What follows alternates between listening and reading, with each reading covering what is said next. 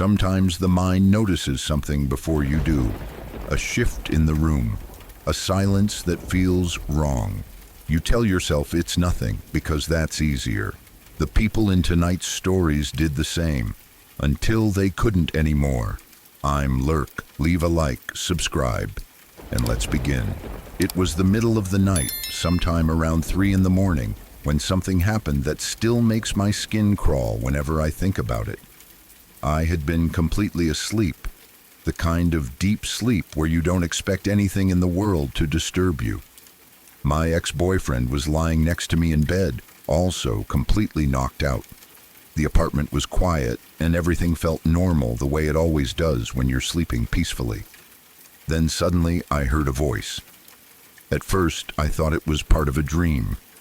Sometimes when you're half asleep, your mind mixes real sounds with dream images, and it takes a moment for your brain to catch up. But this voice was clear, and it sounded close. Very close.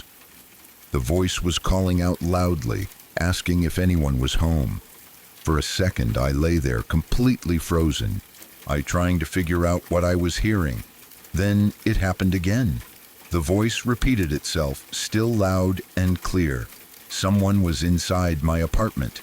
That realization hit me instantly and completely woke me up.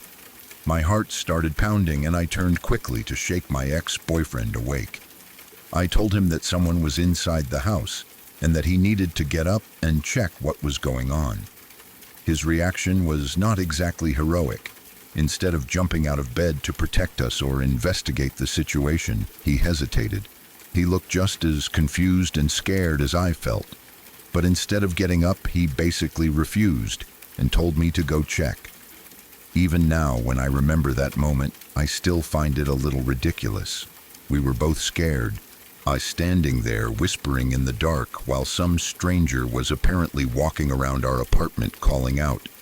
But eventually it became clear that if anyone was going to confront whoever was inside, it was going to have to be me. So I got out of bed. I was still half asleep and disoriented, and the situation felt surreal. I started searching for my glasses because without them my eyesight is terrible. Unfortunately, in the rush and confusion of the moment, I couldn't find them anywhere. Meanwhile, the man was still shouting from somewhere in the apartment. The voice echoed slightly through the hallway, making it impossible to ignore the fact that someone had actually entered our home. With no glasses and still wearing my pajamas, I stepped out of the bedroom and into the hallway. Everything felt quiet except for that voice. The lights in the apartment were off, so the only illumination came from the faint glow of streetlights filtering through the windows. The shadows made it even harder for me to see clearly. I walked slowly toward the sound of the voice, squinting my eyes as hard as I could to make out shapes and movement. Then I saw him. Standing in my entryway was a large man. Even without my glasses, I could tell he was big. His head was completely bald and his build was heavy and broad. He stood there like he belonged in the space, not like someone who had broken into a stranger's home in the middle of the night. What made it even stranger was what he was wearing. It looked like a police uniform. Because of my blurry vision, I couldn't see details like badges or patches, but the clothing had that unmistakable dark uniform appearance. It looked exactly like something a police officer would wear. I stood there squinting, trying to focus my eyes enough to see him clearly. He looked directly at me. For a moment, neither of us said anything. Then he calmly spoke. He said, "I just wanted to tell you that your door was left unlocked and you should lock it." His tone was casual, almost like he was doing me a favor. The entire situation was so strange that my brain struggled to come up with a response. I was standing there, half awake, without my glasses, staring at a giant bald man dressed like a police officer who had somehow entered my apartment at 3 in the morning just to tell me my door was unlocked. All I managed to say was something awkward. It was probably something like, thanks? I honestly don't remember the exact words because my mind was still trying to process what was happening. After saying that, the man simply turned around and walked out of my apartment. He didn't rush. He didn't say anything else. He just calmly left. I stood there for a moment trying to understand what had just happened. Then I slowly walked toward the doorway and looked outside. Because I still didn't have my glasses, everything outside looked blurry and indistinct, but I could clearly see one important detail. The man was walking away. He wasn't getting into a car. He wasn't heading toward a parked police vehicle.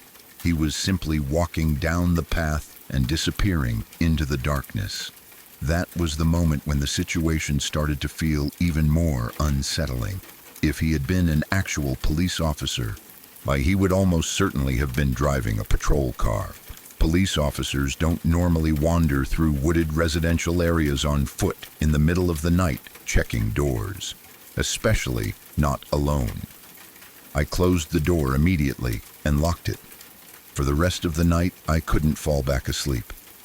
My mind kept replaying the moment over and over again. Who was that guy? Why had he been inside my apartment? How did he even get inside without waking us up earlier? And most importantly, if he wasn't actually a police officer, what had his real intention been? The next day, I decided I needed answers, so I called the local police station. I explained what had happened and asked if any officers had reported responding to an unlocked door at my address during the night. The person on the phone told me they would check with the officers who had been on duty and get back to me. At first, I felt relieved. I assumed there was probably a simple explanation. Maybe an officer had been patrolling the neighborhood and noticed the door. Maybe they had tried to help by checking if anyone was home.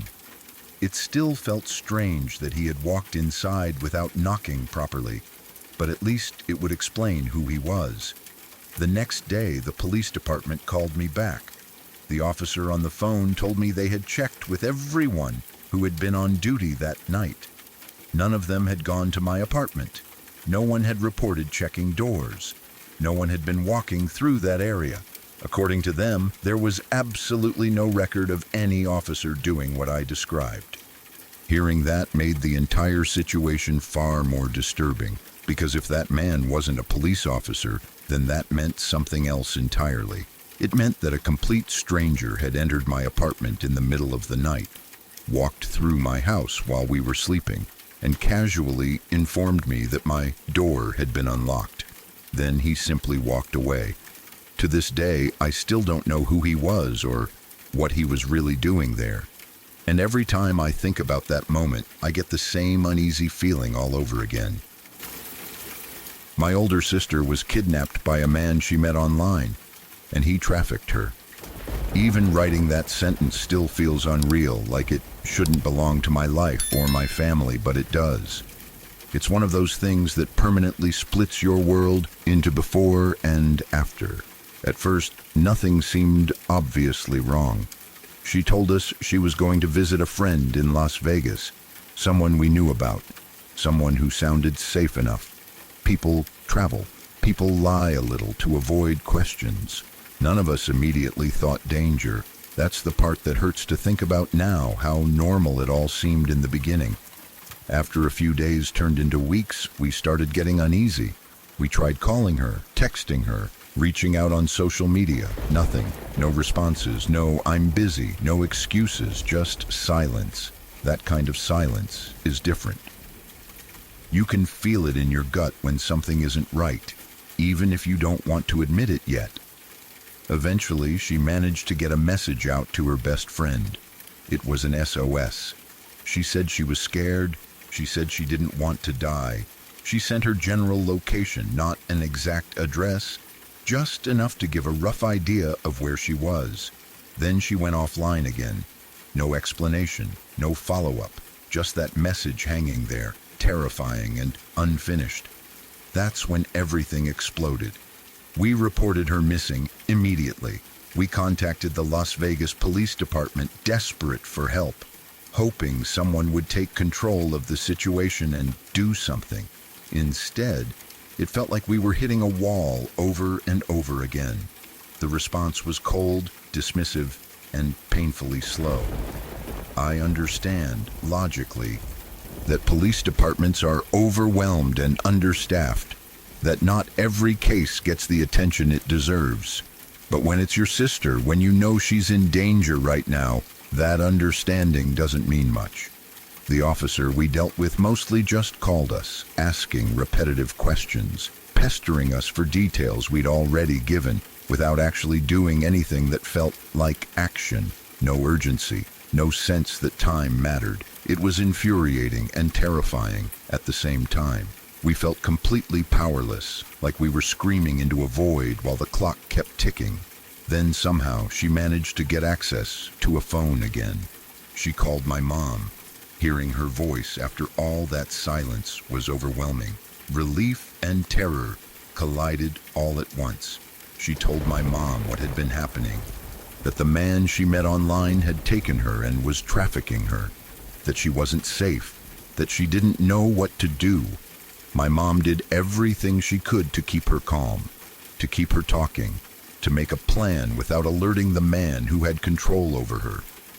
The only reason she got out is because the guy trafficking her was careless. He would take her out at night, thinking he had broken her enough that she wouldn't try to escape. One night, she saw an opportunity and took it. She ran. She didn't stop to think about where she was going or what might happen next. She just ran until she found a security guard and begged for help. One of my cousins rushed to get her. My mom met them, and together they brought her home.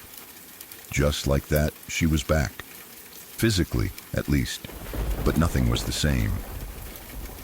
The relief of having her alive and back with us was immense, but it was tangled up with anger, grief, and heartbreak. What she went through didn't end the moment she escaped. Trauma doesn't work like that.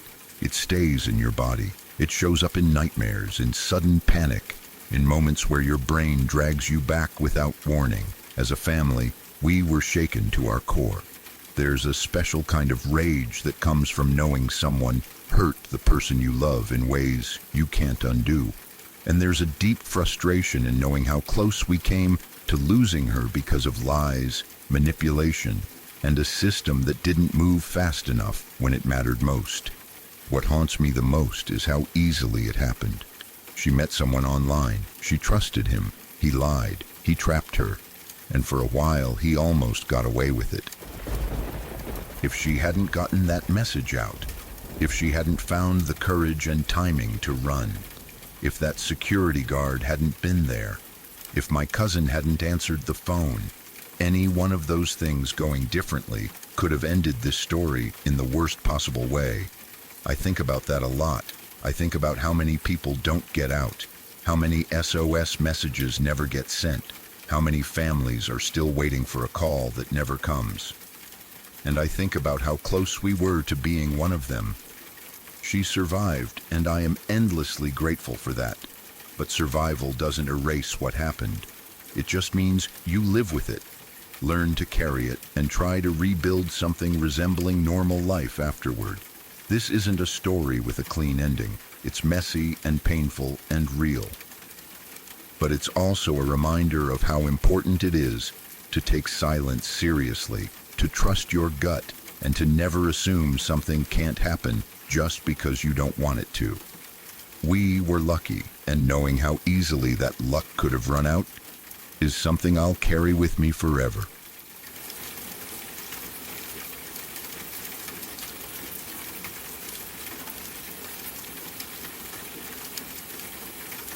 Near my grandparents' house, there was an old airport-like area that most people in the town barely thought about anymore. It sat quietly on the edge of the landscape, wide and flat, with long stretches of cracked concrete and weathered buildings that looked like they had been forgotten by time. When my grandparents were younger, and even before that, the place had a very different purpose. During the Cold War, it had been used by the military. Planes came and went from there, serious-looking aircraft built for war, surveillance, and training. Back then, the area was active, guarded, and important. It was the kind of place that felt heavy with purpose, even if you didn't fully understand what was happening there. After the Cold War ended, everything changed. The military no longer needed the site, and eventually it was turned into a museum. The planes that once flew missions were left there as displays. They were parked in neat rows or tucked inside hangars, cleaned up just enough to be safe for the public to walk around. For the town, it became something to be proud of. It wasn't just an old base anymore. It was history. Families would visit, school groups would come through on field trips. Older people would walk slowly past the planes and talk about where they were when those aircraft were still active. At some point, the museum started doing a yearly plane show. It became a big event, especially for a small town. Once a year, people would gather at the site to watch demonstrations, see restored aircraft, and get closer to the machines than they normally could. There were food stands, families with lawn chairs, kids running around with wide eyes, staring up at the massive planes. For a lot of people, it was exciting. For kids especially, it felt like stepping into a movie or a history book that had suddenly come to life. My grandparents remembered those shows clearly. They said people came from nearby towns, sometimes even farther away. It wasn't just locals. It felt like something special, something that broke the routine of everyday life. Planes would be opened up so visitors could look inside. Volunteers and staff would explain how things worked, pointing out controls and instruments. The mood was relaxed, almost festive. There was a sense of trust, like nothing bad could happen in a place that was meant to preserve history and bring people together. One year, probably in the early 1990s, the museum held what would become the last plane show they ever did. On that day, everything seemed normal at first. Families arrived early, kids tugging at their parents' hands, excited to see the planes up close. The weather was good, the kind of day where the sky feels wide and open. People walked around freely, taking pictures, talking, laughing. Nothing about the atmosphere suggested that something terrible was about to happen. At some point during the event, a little girl was allowed to sit inside one of the planes. It was meant to be a harmless, even sweet moment. The adults wanted her to have a cool memory, something she could look back on, or at least something her family could remember for her. She was very young, a toddler, probably around 4 or 5 years old, small enough that the plane must have seemed enormous to her, like a giant machine from another world. She climbed into the seat with help from adults nearby. Cameras came out. People smiled. To them, it was innocent. Just a child sitting in a plane, pretending to be a pilot, touching buttons and switches without understanding what they did. The adults likely assumed everything was safe.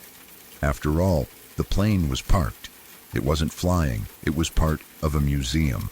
Nothing like this was supposed to be dangerous anymore. What they didn't realize or didn't fully think through was that not everything on the plane had been completely disabled. Some systems were still active. As the girl sat there, surrounded by unfamiliar controls, she did what curious children do. She reached out and pressed a button. To her, it was probably just another switch. Something interesting. Something that made her feel like she was really part of the plane. She had no way of knowing what it was for. The button she pressed was part of the ejection system. In military planes, that system exists for one reason. If a plane is damaged or shot down, the pilot can be launched out of the aircraft into the air, away from the crashing plane, giving them a chance to survive. It is not a gentle system. It is violent, fast, and powerful. It is designed to work instantly without hesitation. The plane was on the ground. The girl was not wearing a parachute. She was not prepared in any way. When she pressed the button, the system did exactly what it was designed to do. In an instant, she was launched upward with incredible force. There was no time for anyone to react. No time to understand what was happening. One moment she was sitting in the plane, and the next she was shot high into the air above it. People screamed. Confusion spread through the crowd. Some didn't even understand what they were seeing at first. It was so sudden and so wrong that it didn't make sense. A child should not be flying through the air like that. Not at a museum, not at a family event. She reached a height that no human body, especially a child's, could survive falling from without protection. Then she came down. She died from the fall. The shock of it rippled through everyone who was there. Parents grabbed their children. People stood frozen, unable to move, unable to process what they had just witnessed. A day that had started with excitement and curiosity ended in horror and silence. The sound of laughter was replaced with crying, shouting, and sirens. My grandparents weren't there that day, but the story spread quickly through the town. Everyone seemed to know someone who knew the family or someone who had been at the show. The details were told and retold, sometimes quietly, sometimes with disbelief. People asked how it could have happened, how something so dangerous could have been left accessible, how a mistake like that could slip through. The answers didn't make the outcome any easier to accept. After that day, everything stopped. There were no more plane shows at that location. Ever. The museum may have continued in some form, but the public events ended. The joy and excitement that once surrounded the place were gone. The site became associated with tragedy instead of history. For my grandparents, the story stuck with them. They told it not in a dramatic way, but in a somber, almost careful tone. It wasn't gossip to them. It was a reminder of how quickly things can go wrong, how adults can make assumptions about safety that turn out to be devastating, how a single moment, a single action can change countless lives forever. They talked about the little girl with sadness, even years later. They didn't know her personally, but that didn't matter. In a small town, tragedies like that don't stay distant. They become part of the shared memory, part of the place itself. What makes the story especially haunting is how ordinary it began. A family outing, a museum, a child smiling for pictures. There was no warning, no obvious danger, just a system that should have been fully disabled and a child doing what children do. Ever since then, whenever people talk about that old airport area, the story comes up. It's impossible to separate the place from what happened there. The runways, the planes, the hangars, all feel quieter now, heavier somehow, as if the land itself remembers. When my grandparents told me the story, they didn't exaggerate it. They didn't need to. The facts alone were enough. A toddler, a button, a fall, an end to something that once brought people together. It's the kind of story that stays with you, not because of gore or mystery, but because of how real and senseless it is. There was no villain in the usual sense, no bad intentions, just a terrible oversight and an irreversible outcome. And because of that, the place never hosted another show again. What was meant to celebrate history became a reminder of loss. A reminder that even places meant for learning and fun can become dangerous if care is not taken. A reminder that some mistakes can never be undone. That's how my grandparents told it, quietly, seriously, as something that should never be forgotten.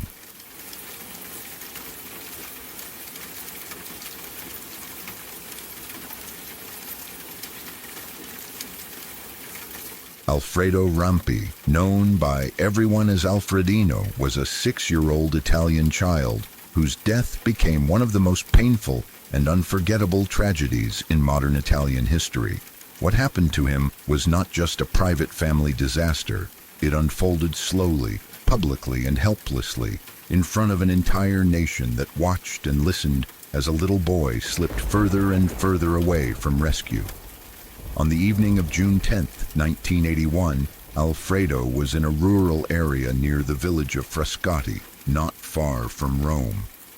It was a quiet place, the kind of countryside where children could still run freely, and adults believed the land was safe. Somewhere in that area was an abandoned well. It was not properly sealed or protected. It was narrow, dark, and dangerously deep, but it did not look threatening at first glance. To a child, it was just another opening in the ground, another curiosity. At some point that evening, Alfredo fell into the well. The well was horrifyingly narrow, only about 30 centimeters wide. There was no room to move freely, no space to turn around. It dropped straight down into darkness, reaching a depth of about 80 meters. When the first rescuers arrived and tried to understand where Alfredo was, they estimated that he was trapped about 36 meters below ground level. He was alive, conscious, and crying. His voice echoed from deep underground, thin and frightened, but unmistakably human. From the very beginning, the rescue was incredibly difficult. The well was too narrow for an adult to descend safely. There was no easy way to reach him directly. Every decision had to be improvised, and every mistake carried terrible consequences. The rescuers knew time was critical, but they were also working with limited tools and knowledge. This kind of rescue had almost never been attempted before. The decision was made to drill a second parallel shaft next to the well. The idea was to reach Alfredo from the side, then break through and pull him out. It sounded reasonable, even hopeful. Heavy machinery was brought in and drilling began. The noise was constant. The ground shook. Dust filled the air. Above ground, people worked frantically. Below ground, Alfredo waited in darkness. What no one fully anticipated was how dangerous the drilling itself would be. As the shaft was being dug, vibrations traveled through the earth. The well walls were unstable. At some point during the drilling, Alfredo slipped. He fell an estimated 30 meters further down the well. Instead of being closer to rescue, he was now much deeper, wedged even tighter, farther from reach. The news of his fall devastated everyone involved. The rescue had not only failed to help him, it had made his situation worse. By then, the story had already captured the attention of the entire country. Italian television began broadcasting the rescue live. What started as news coverage turned into an almost continuous transmission that lasted for about 18 hours non-stop. Millions of people watched. Families gathered around their televisions. People stayed awake through the night. The nation held its breath together. Viewers could hear Alfredo's voice through a microphone lowered into the well. They heard him cry. They heard him call for help. They heard him respond when rescuers spoke to him. His voice made everything unbearably real. This was not a distant tragedy.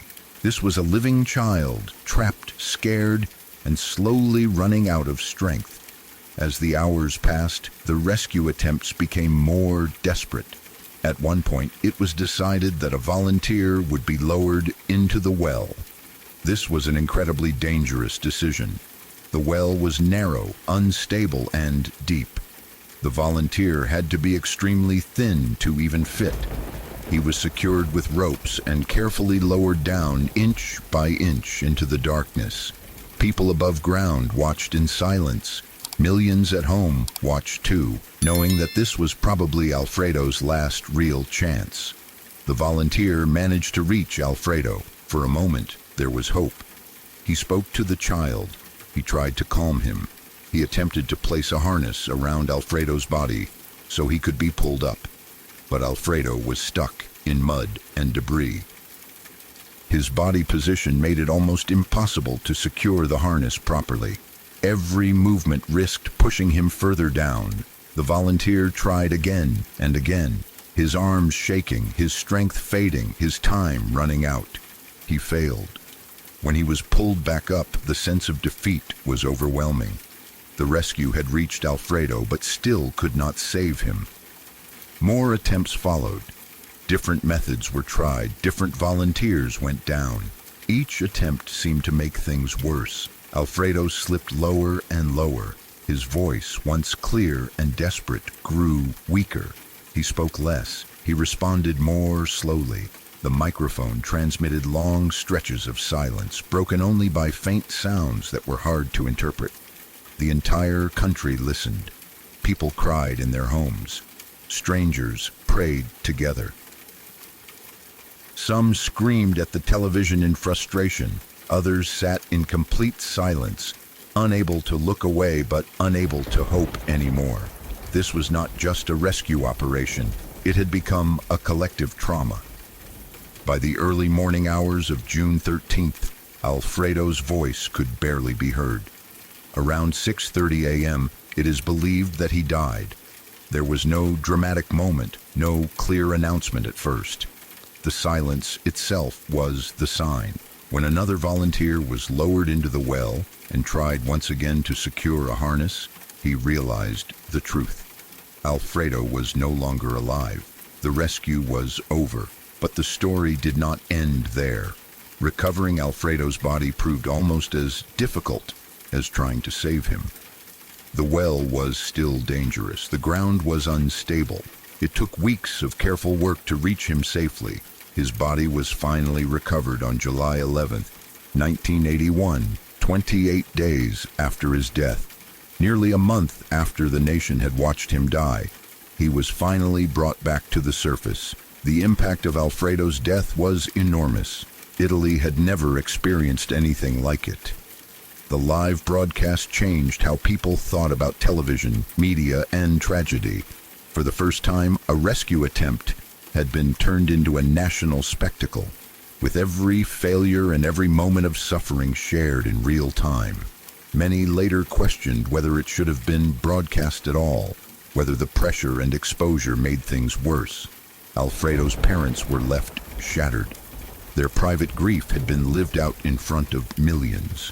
There was no quiet mourning, no space to collapse in peace. Their child's final hours had become part of public memory. The incident led to changes in safety laws, emergency response procedures, and media ethics. Wells across the country were inspected and sealed. Rescue techniques were studied and improved. But none of that could undo what had happened. What makes Alfredo's story so haunting is not just the way he died, but how long it took. He was alive for days, trapped in darkness, listening to voices above him, believing help was coming. He did not die instantly. He waited. He hoped. And an entire nation waited with him. Even decades later, people in Italy remember where they were when they watched Alfredino's rescue on television. His name is still spoken with sadness. His story is taught, discussed, and remembered not as entertainment, but as a warning and a wound. A 6-year-old child fell into a hole that should never have been opened. Adults tried everything they could, but knowledge, tools, and luck were not enough. Technology failed, planning failed, and time ran out. Alfredo Rampi did not just die in a well. He died slowly, publicly, and helplessly, while millions watched and could do nothing. That is why his story still hurts. That is why it is still told. And that is why it will never truly be forgotten.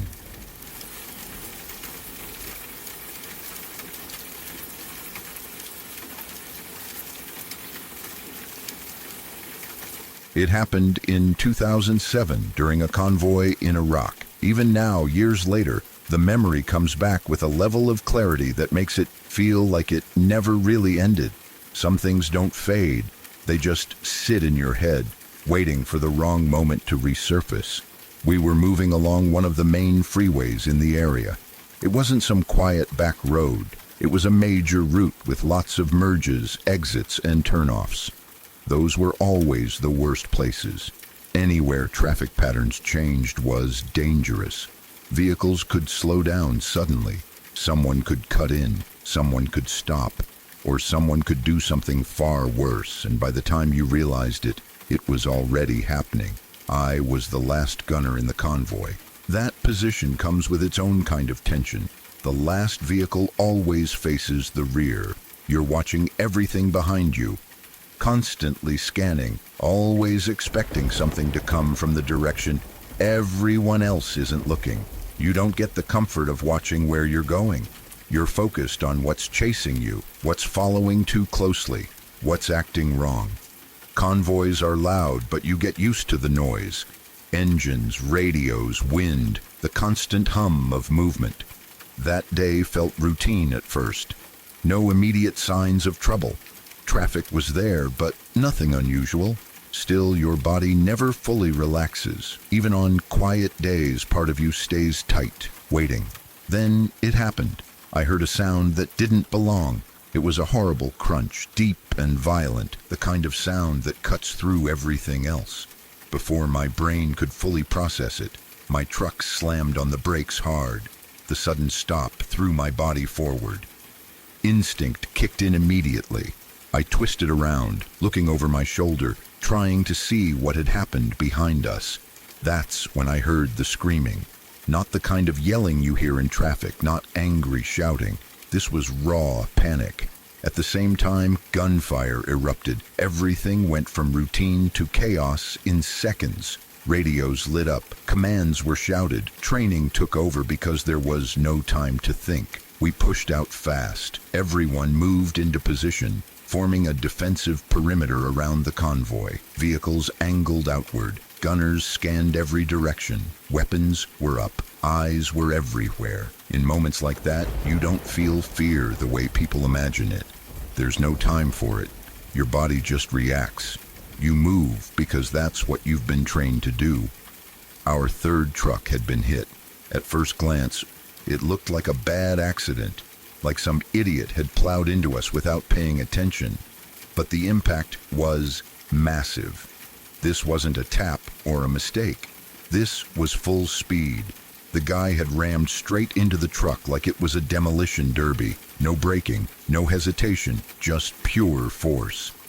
The vehicle that hit us was a big flatbed truck, a stake bed loaded with tall gas tanks, the kind used for oxygen or helium. They were strapped upright, lined up in rows. Even without knowing anything else, that alone was terrifying. Those tanks were dangerous on their own. Under the wrong conditions, they could turn into missiles. We cleared the area first. That's always priority. You don't rush the vehicle until you know no one else is coming in behind it. No secondary attackers. No one trying to take advantage of the chaos. Once the immediate threat was contained, we moved in to inspect the truck. That's when the reality of what almost happened started to sink in. The truck wasn't just a vehicle full of gas tanks. It was wired to explode. About 100 pounds of homemade explosives were packed into it. Not small stuff. Enough to turn the entire convoy into debris. Enough to kill everyone nearby. The gas tanks were full, adding another layer of destruction. Fire, shrapnel, pressure. Everything stacked together into one massive bomb on wheels. It was a textbook suicide attack. The guy hadn't missed. He hadn't hesitated. He had done exactly what he intended to do. He hit us with everything he had. The only reason we were still standing was because something failed. The impact was so violent that it ripped the wires off the battery. The ignition source for the explosives lost power. The circuit broke. The bomb didn't go off. That was it. No miracle shield. No heroic last-second move. No warning that saved us. Just bad wiring. Just a mistake. Just someone who couldn't solder well enough to finish the job properly. That realization is what still messes with my head. We didn't survive because we were smarter, or faster, or better trained in that moment.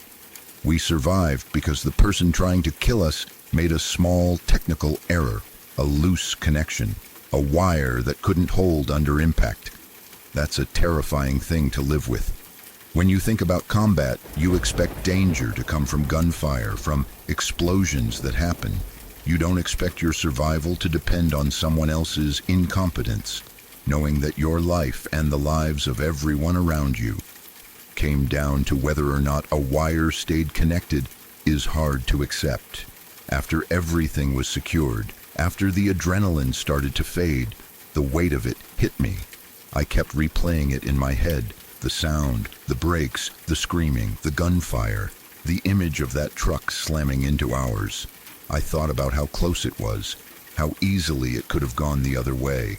If those wires had stayed connected, there wouldn't have been time to react. There wouldn't have been a perimeter. There wouldn't have been survivors. It would have been instant. That thought doesn't leave you.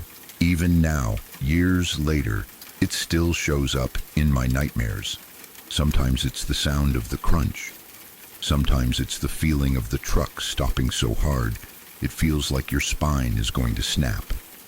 Sometimes it's the realization afterward, standing there, looking at the explosives, understanding how close you came to being erased. What really stays with me is the randomness of it, the unfairness. You can do everything right and still almost die because of something completely out of your control. You can follow every procedure, stay alert, do your job perfectly, and still end up relying on luck. That kind of knowledge changes you. It makes it hard to trust the idea that things happen for a reason. It makes you realize how thin the line is between alive and gone. One bad solder joint, one wire pulled loose, one fraction of a second. Sometimes I think about the guy in the truck, about his certainty, about how sure he must have been that he was going to succeed. He committed fully, he didn't hesitate, and yet he failed in the smallest, most mundane way possible. And that failure is the only reason I'm here. That's what gives me nightmares. Not just the violence, but the understanding that survival wasn't earned. It was accidental, it was fragile. It could have been taken away by something as simple as a wire holding together for one more second. People ask what combat is like, and they expect stories about firefights or explosions. They don't expect this part, the part where you realize how meaningless skill can feel when luck is the final deciding factor. I still see that truck sometimes when I close my eyes, still hear that sound, still feel that brake slam, and every time I know exactly how close we were, closer than anyone should ever be.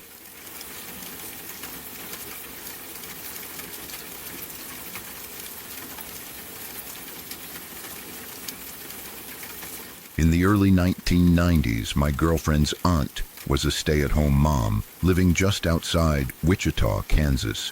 It was a quiet area, the kind of place where people waved at each other while driving past, where neighbors knew one another's routines, and where doors were often left unlocked during the day. Life moved slowly there. Nothing ever really happened, and that sense of safety was something people didn't even think about. It was simply assumed. At the time, she and her husband had decided to put their house up for sale. They had a newborn son, and like many young families, they were thinking about the future, a bigger place, a better layout, something that fit the next stage of their lives. Her husband worked during the day, leaving her home alone most afternoons with the baby. That was normal. She spent her days feeding him, rocking him to sleep, cleaning, and doing the quiet, repetitive tasks that fill the hours when you're caring for an infant. One afternoon, while her husband was at work, a man stopped by the house. He said he was interested in buying it and asked if he could take a look around. There was no appointment, no realtor with him, nothing official. But this was the early 90s, and this was a small town. People trusted each other. It didn't immediately raise alarms. She didn't think twice about it. She let him inside.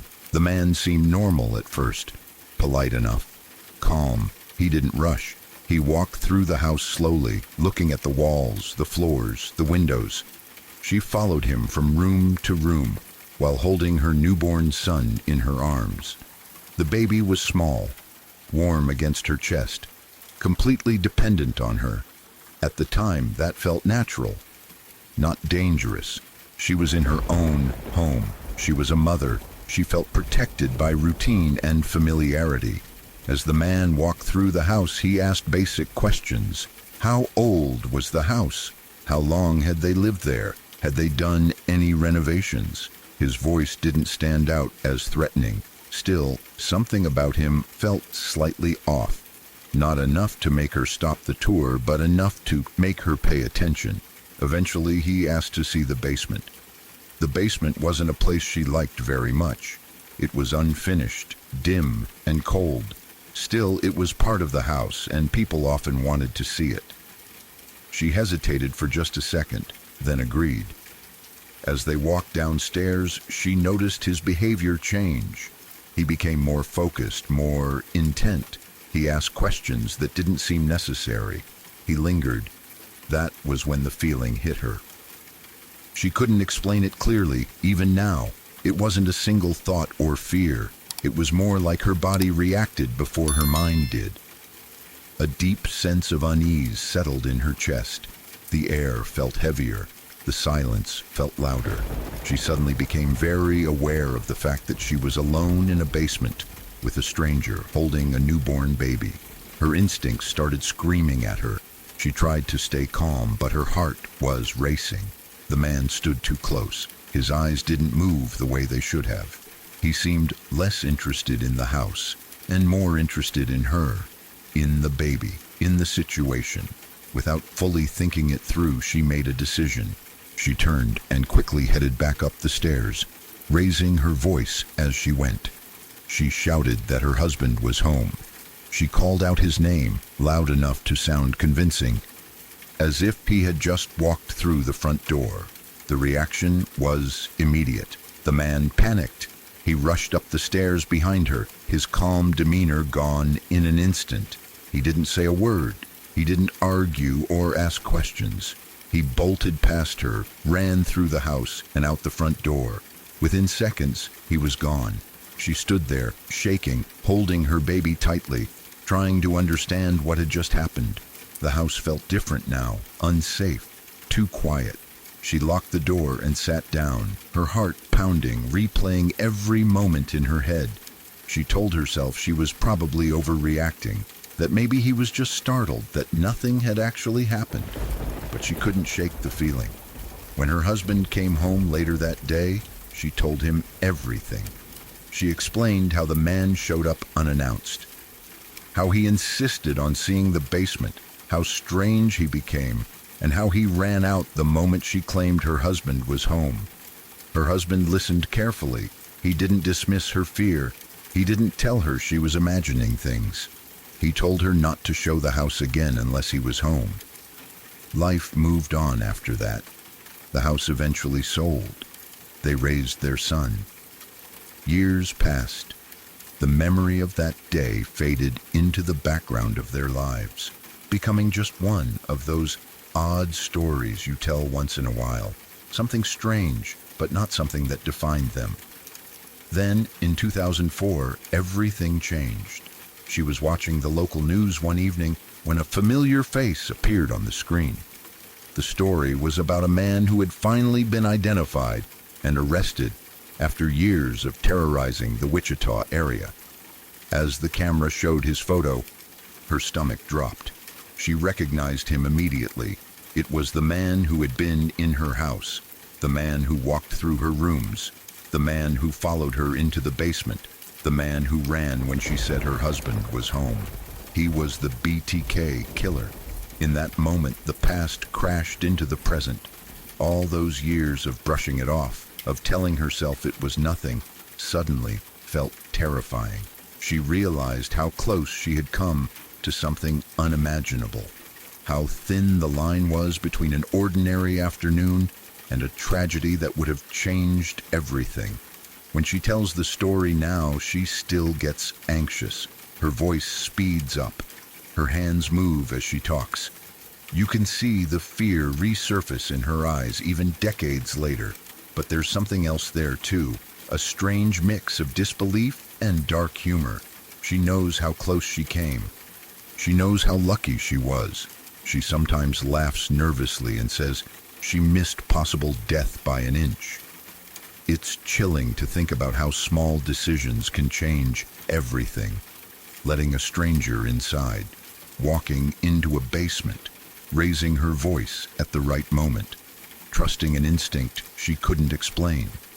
If she hadn't followed that feeling, if she hadn't claimed her husband was home, if the baby hadn't been in her arms, things could have ended very differently. Her life, her child's life, All of it could have been taken away in a quiet house on a normal day. That's what makes the story so unsettling.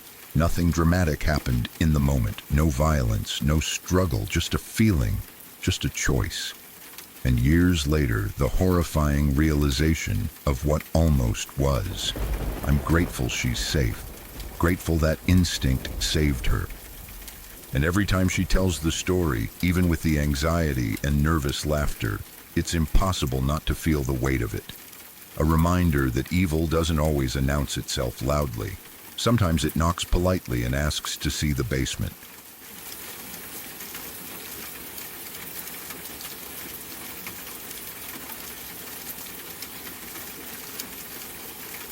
My grandmother had type 2 diabetes for many years. Everyone in the family knew it. Doctors had warned her again and again about what could happen if she didn't take care of herself, but she never really listened. She continued eating huge amounts of sugar, far more than anyone with diabetes ever should. It wasn't just the occasional treat, it was constant. Chocolate bars, sweets, cakes. She brushed off concerns and acted like it didn't matter. If anyone tried to say something, she would get defensive or lie and say she was being careful. For a long time, it seemed like nothing bad was happening. She was old, yes, but she was still alive, still talking, still stubbornly independent. That made it easier for everyone to believe, or maybe want to believe, that things weren't as serious as the doctors said. But recently, we found out just how wrong that was. Her diabetes had started affecting her feet. I haven't seen her feet myself, and part of me is grateful for that. But my dad, her son, has seen them. He told us what they looked like, and the descriptions alone were enough to make my stomach turn. He said the flesh looked like it was being eaten away. The skin wasn't just damaged or discolored. It was brown, dead-looking, like it was rotting. This wasn't something that had happened overnight. This kind of damage takes time. It meant her body had been breaking down slowly, quietly, while she kept pretending everything was fine. A couple of days ago, we took her out for tea and cake. It feels almost surreal to think about now. She was sitting there, wrapped up, her legs bandaged, acting like it was just a normal outing. But something was very wrong. Flies kept landing on her legs. They were drawn to the smell of rotting flesh beneath the bandages. People swat flies away in the summer all the time, but this was different. These flies weren't random. They knew something was decaying. They crawled all over her bandaged legs, and it was horrifying to realize why. The bandages themselves were soaked through. The rotting flesh underneath was oozing lymph, a yellowish fluid, and it stained the bandages yellow and brown. She sat there like that, in public, and somehow no one stopped it. No one forced the issue. She had hidden how bad things were for so long that even now, when it was obvious something was terribly wrong, it still felt unreal. Today, everything came crashing down. A neighbor who was also a friend of my grandmother called my dad. She said my grandmother had fallen again. It was the third fall in just a few days. This time her legs were bleeding badly. An ambulance was called and she was taken to the hospital. My dad later showed us pictures he had taken inside her house, and those images are burned into my mind, even though I wish they weren't. There was a dark red splatter soaked into the pale green carpet. It wasn't a small stain. It was the kind of mess that tells you someone was hurt badly. Blood had pooled and spread, sinking into the fibers. In another photo, you could see splatters and smears where she had walked through the house. Each step left behind pieces of the horror she was carrying with her. The floors were marked by the remains of her rotting feet as she had frantically tried to move, probably in pain, probably scared, probably still refusing to fully accept what was happening to her body. What scares me the most isn't just how bad it got. It's the fact that she let it get that bad. Her legs didn't suddenly start rotting overnight. This wasn't an accident or a sudden illness. It must have been going on for a long time, weeks, months, maybe longer. She would have felt pain. She would have seen the changes. She would have known something was wrong. And yet she kept going. She kept eating sugar. She kept lying to her family. She kept choosing denial over help. If she were younger, doctors would probably amputate her legs. It would be drastic, but it might save her life. But she's 94 years old. She's very ill. She needs oxygen just to breathe. Surgery would likely kill her. Her body is too weak to survive something like that. So there are no real options left. There's no fixing this. There's only managing the damage and waiting for the end. No one in the family says it out loud, but we all know what's coming.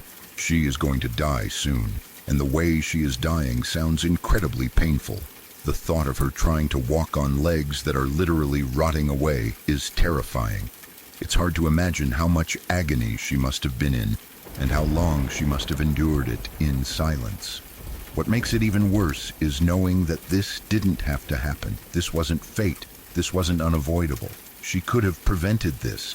She could have taken her diabetes seriously. She could have changed her diet. She could have accepted help. Instead, she chose to keep eating massive dairy milk bars every week, ignoring every warning, brushing off every concern. Now her body is paying the price.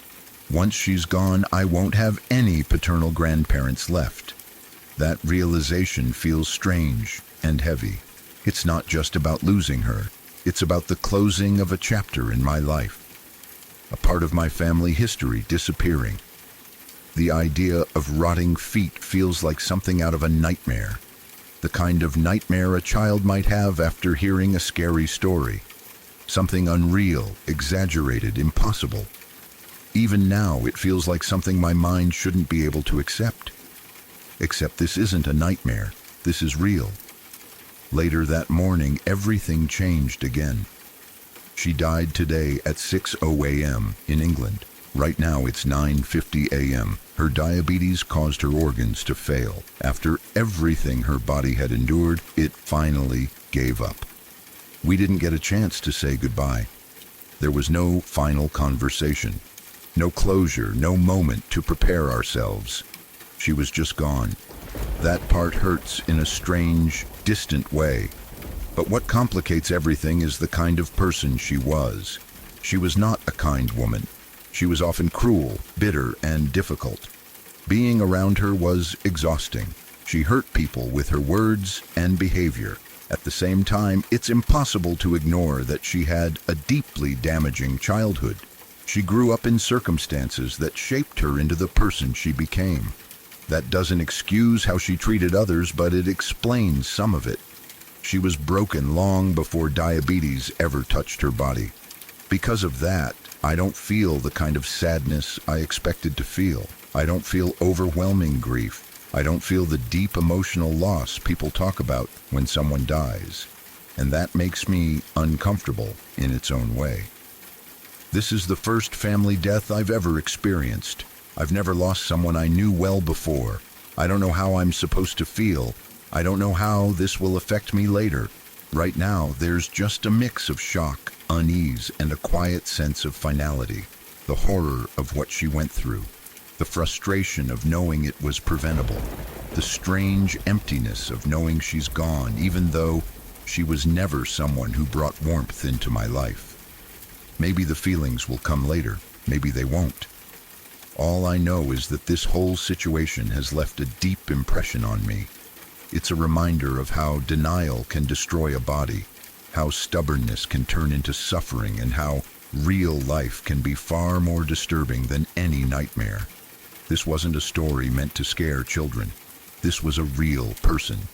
And this is how it ended.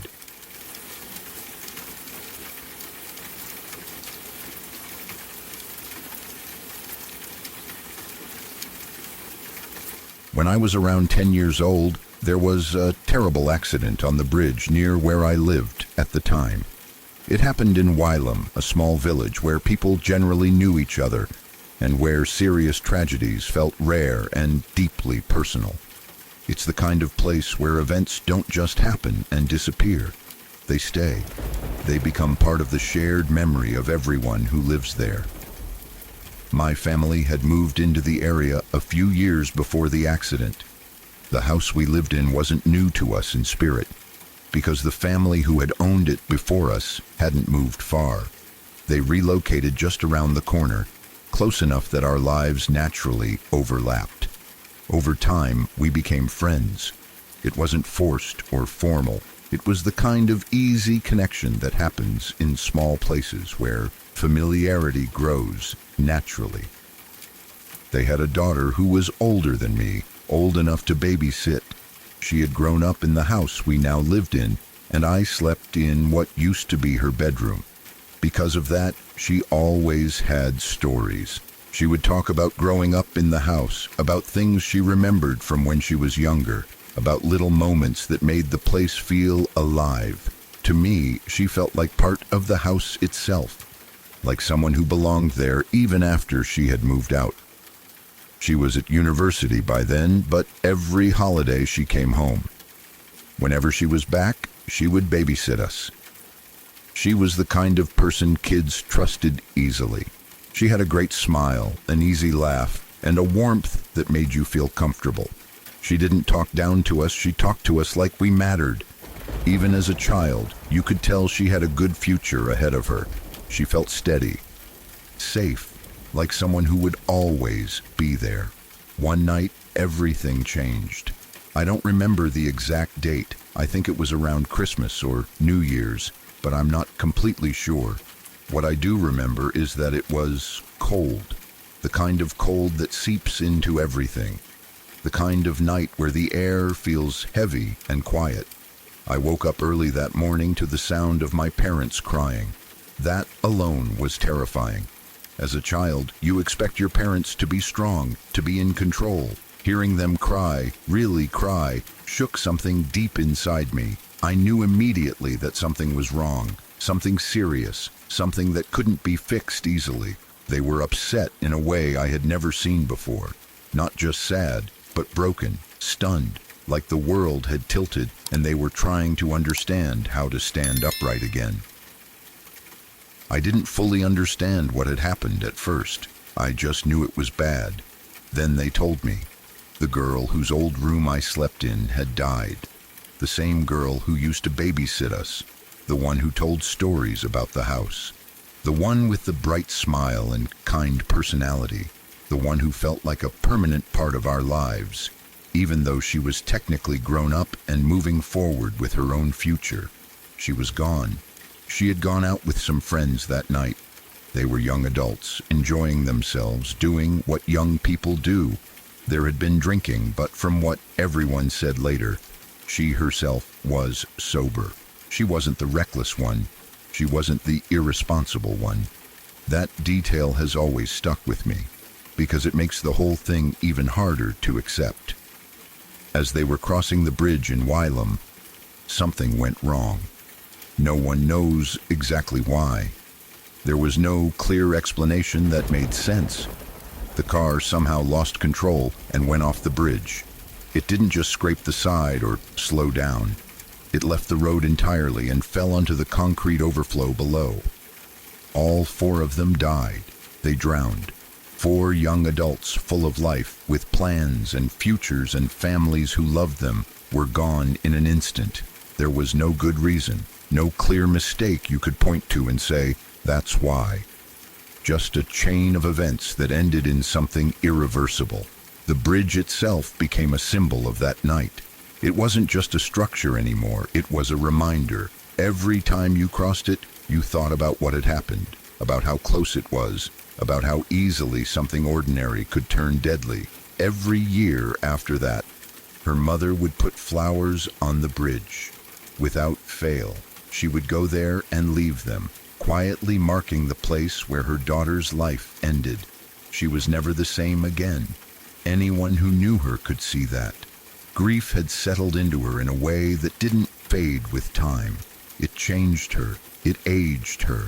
It hollowed something out that never fully came back. The funeral was held at the local church, and it was packed. People stood shoulder to shoulder. Some had known her well. Others had only known of her, but everyone felt the loss. In small communities, tragedy doesn't belong to just one family. It spreads, it touches everyone. I remember the weight of that day, even though I was young. The quiet conversations, the tears, the sense that something had been taken too soon. It was the first time I really understood that death wasn't just something that happened to old people or strangers on the news. It could happen to someone you knew, someone who had sat in your house, someone who had laughed with you. Later, I learned more details that made the story even more unsettling. The people who lived in the house at the end of the bridge had heard a loud bang in the early hours of the morning. It was sudden and sharp enough to wake them. They got up and checked the road, but they didn't see anything. The bridge was dark. There were no streetlights bright enough to show what had happened. They didn't see the hole in the fence where the car had gone through. So they went back inside. They had no idea that just beyond their sight, 4 people were trapped below, dying in the cold, dark water. That thought is hard to sit with. The idea that help was so close but the signs weren't clear enough. That a single missing detail, a hole in a fence hidden by darkness, meant the difference between life and death. No one blames them. How could they have known? But the reality of it makes the whole thing feel even more tragic. So many moments where things almost went differently. Almost. That accident stayed with me as I grew up. It changed the way I think about cars, about drinking, about responsibility. I never get into a car if the driver has been drinking. Not even just one. Not even if everyone else says it's fine. I don't care if it makes me awkward or difficult.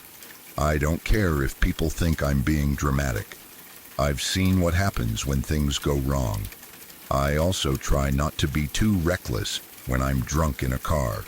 Even if I'm not the one driving, I stay aware, I speak up. I don't let things slide just to avoid being annoying. I know far too many stories like this. Stories where people thought they were fine. Stories where nothing bad was supposed to happen. And yet it did.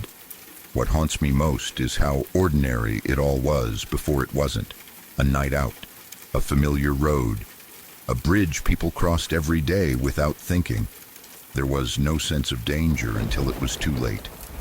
Even now, years later, I still think about her, about how young she was, about how she should have had decades ahead of her, about her mother placing flowers on the bridge year after year, standing in the cold, holding onto the only thing she can still do for her daughter. That bridge will always carry that weight, and so will I, because once you learn how fragile life can be, once you see how quickly it can be taken away for no clear reason, you don't ever really forget it. You just learn to live with the knowledge, hoping that remembering might stop it from happening again.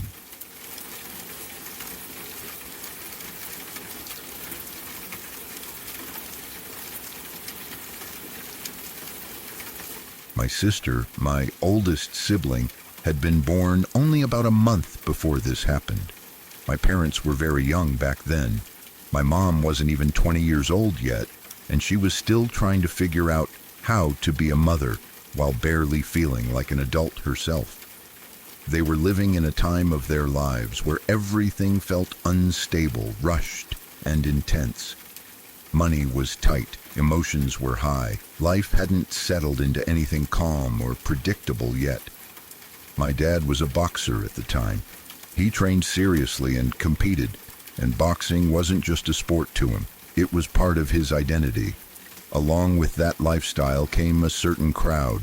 Some of the people he hung around weren't exactly the safest or smartest to be around, and the neighborhood he spent time in wasn't known for being peaceful either. Violence wasn't unusual there. Fights happened, tempers flared easily, people took things personally even when nothing was meant by it. One night, my mom stayed home with my newborn sister. She was exhausted, emotional, and still recovering from giving birth. My dad went out with some friends. There was no big plan, just hanging out, killing time, doing whatever young men do when they don't want to be home yet. At some point during the night, They stopped at a gas station so my dad could grab something to eat. Inside that gas station, everything changed. Someone from the opposite side of town was there. He was involved in a gang, and for reasons that still don't fully make sense, he thought my dad had disrespected him. Maybe it was a look, maybe it was nothing at all. But in places like that, perception matters more than reality. The guy started yelling at my dad, accusing him of dogging him, basically thinking my dad had stared him down in a threatening way. My dad didn't go looking for trouble, but trouble found him anyway. By the time my dad stepped back outside, the situation had already escalated. The gang member followed him out and decided to start a fight. He wasn't alone. His friends were already waiting outside. When he threw the first punch, everything exploded into chaos. His group jumped in, and my dad's friends jumped in too. It turned into a full-on brawl right there in front of the gas station. People were shouting, fists were flying. It was loud, messy, and completely out of control. As fights like that often do, it started to break apart after a while. People from both sides began running off. Some were trying to get away from whoever they were fighting. Others just wanted to disappear before the police showed up. The crowd thinned quickly, leaving only a few people still involved. My dad was still fighting one guy. At one point, my dad managed to overpower him. He slammed the guy's face into a nearby pole and stepped back. He thought the fight was over. He assumed the guy would either back off or run away like everyone else had. That assumption almost killed him. Instead of retreating, the guy pulled out a knife. There was no warning, no time to react. He charged straight at my dad and slashed him across the abdomen. The blade tore him open so badly that his inside spilled out. My dad collapsed, bleeding heavily, his body literally falling apart in front of him. The guy didn't stay to see what he'd done. He ran. He left my dad there on the ground, alone, surrounded by blood, fully expecting him to die. Most people would have. But my dad didn't. Somehow, through shock, pain, and blood loss, he stayed conscious. He gathered himself as best he could, holding his own body together with his hands. He knew he couldn't stay there. He knew if he laid down and gave up, he would never get back up again. So he started moving, looking for his friend's car, stumbling and barely able to stay upright. One of his friends found him quickly. When he saw the condition my dad was in, there was no hesitation. He shoved my dad into the car and drove as fast as he could to the emergency room. They didn't slow down. They didn't stop to think. Survival was the only goal. When they reached the hospital, they dumped my dad at the door. My dad collapsed and passed out. His friends drove off immediately. They were terrified of being arrested. They knew if they stayed, they'd all be taken in for the fight, and fear made the decision for them. Doctors rushed my dad into surgery. Against all odds, he survived. He lived through injuries that should have killed him. He lived through massive blood loss. He lived through trauma that would have ended most people. He recovered enough to go on with his life. He and my mom had 2 more kids after that. I exist because he didn't die on that gas station pavement. My dad carries the proof of that night on his body. A massive scar runs across his entire abdomen in an upside-down V shape. It's not neat or thin. In some places, it's about 1/2 inch wide. In others, it's closer to 1.5 inches. It's impossible to ignore. It tells the story without words. For most of my life, I knew about the scar, but I didn't fully understand what it meant. About a month ago, I accidentally walked in on my mom talking with my dad's sisters. They were sitting together and they were talking about that night. I wasn't meant to hear it. They weren't speaking loudly, but the weight in their voices pulled me in before I could stop myself. They talked about how scared they were when they got the call, about how no one knew if my dad would survive, about how he looked when they visited him in the hospital. My dad is a big man, strong and broad, but they said when they saw him lying there, he looked like a skeleton. He had wasted away. tubes everywhere, pale, fragile, nothing like the man they knew. They talked about how close they came to losing him just after he had become a father, how my mom was barely an adult herself, sitting at home with a newborn, not knowing if the man she loved would ever come back. How unfair and senseless it all was. Hearing that conversation changed something in me. It made the story real in a way it never had been before. It wasn't just a wild thing that happened long ago. It was a moment where my entire family's future almost disappeared. One stupid misunderstanding, one look taken the wrong way, one decision to step back instead of staying alert. That night could have ended everything. My dad eventually cleaned up his life. He quit boxing years ago. He stopped hanging around people who thrived on chaos and violence. He avoids situations like that completely now. He doesn't escalate things. He doesn't engage. He walks away. He understands how close he came to never seeing his children grow up. That experience changed him. He knows now how fragile life really is, how quickly it can be taken away over something meaningless, someone thinking you looked at them wrong, someone wanting to prove something, someone carrying a knife when fists should have been the end of it. When I think about that night, what scares me most isn't just the violence. It's how ordinary it started. A gas station, a late-night stop for food, a misunderstanding. No one woke up that day thinking it would end in blood and surgery and near death, and yet it almost did. My dad survived, but the lesson stayed with him forever.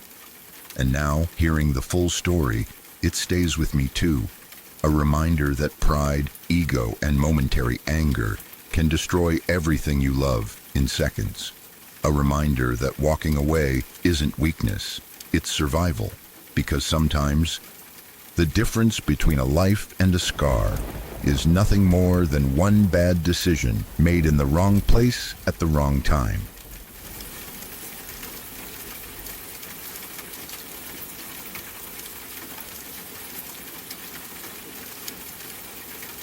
I live in a small town, the kind of place where everyone knows everyone else, or at least thinks they do.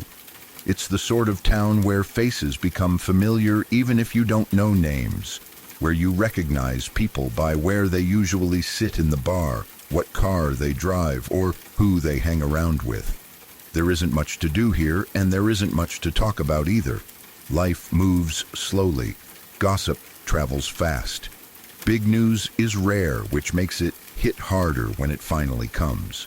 The town is close to the capital, close enough that most people go there when they want a real night out.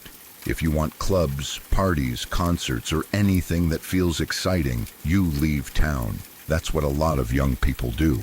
They go out, drink, dance, meet people, then come back home when the night is over. It's normal, it's routine.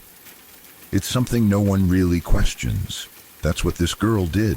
She went out one night. There was a party. Nothing unusual about that. She was young, social, living her life like everyone else her age. She didn't come home. At first, people assumed it was nothing serious. Maybe she stayed at a friend's place. Maybe her phone died. Maybe she just needed space. In a small town, people try to stay calm at the beginning because panic spreads quickly. But as the hours turned into a full day and then another, concern started to creep in. Then the posts appeared. Her photo was everywhere. Missing person posts flooded social media. People shared them again and again, hoping someone, anyone, would recognize her or know something. The local pages were full of comments. Have you heard anything? Was she seen at this bar? Please come home. The police got involved fairly quickly, which only made things feel more serious.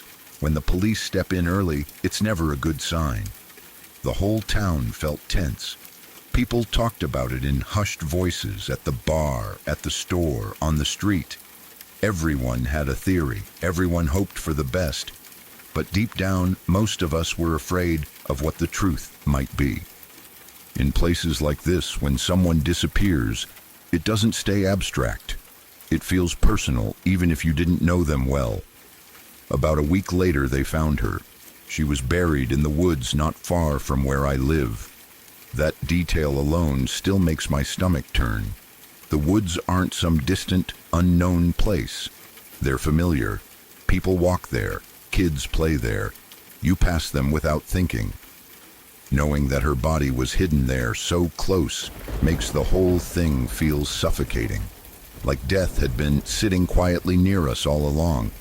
The police arrested the murderer not long after, and that's when it became truly chilling. I knew him.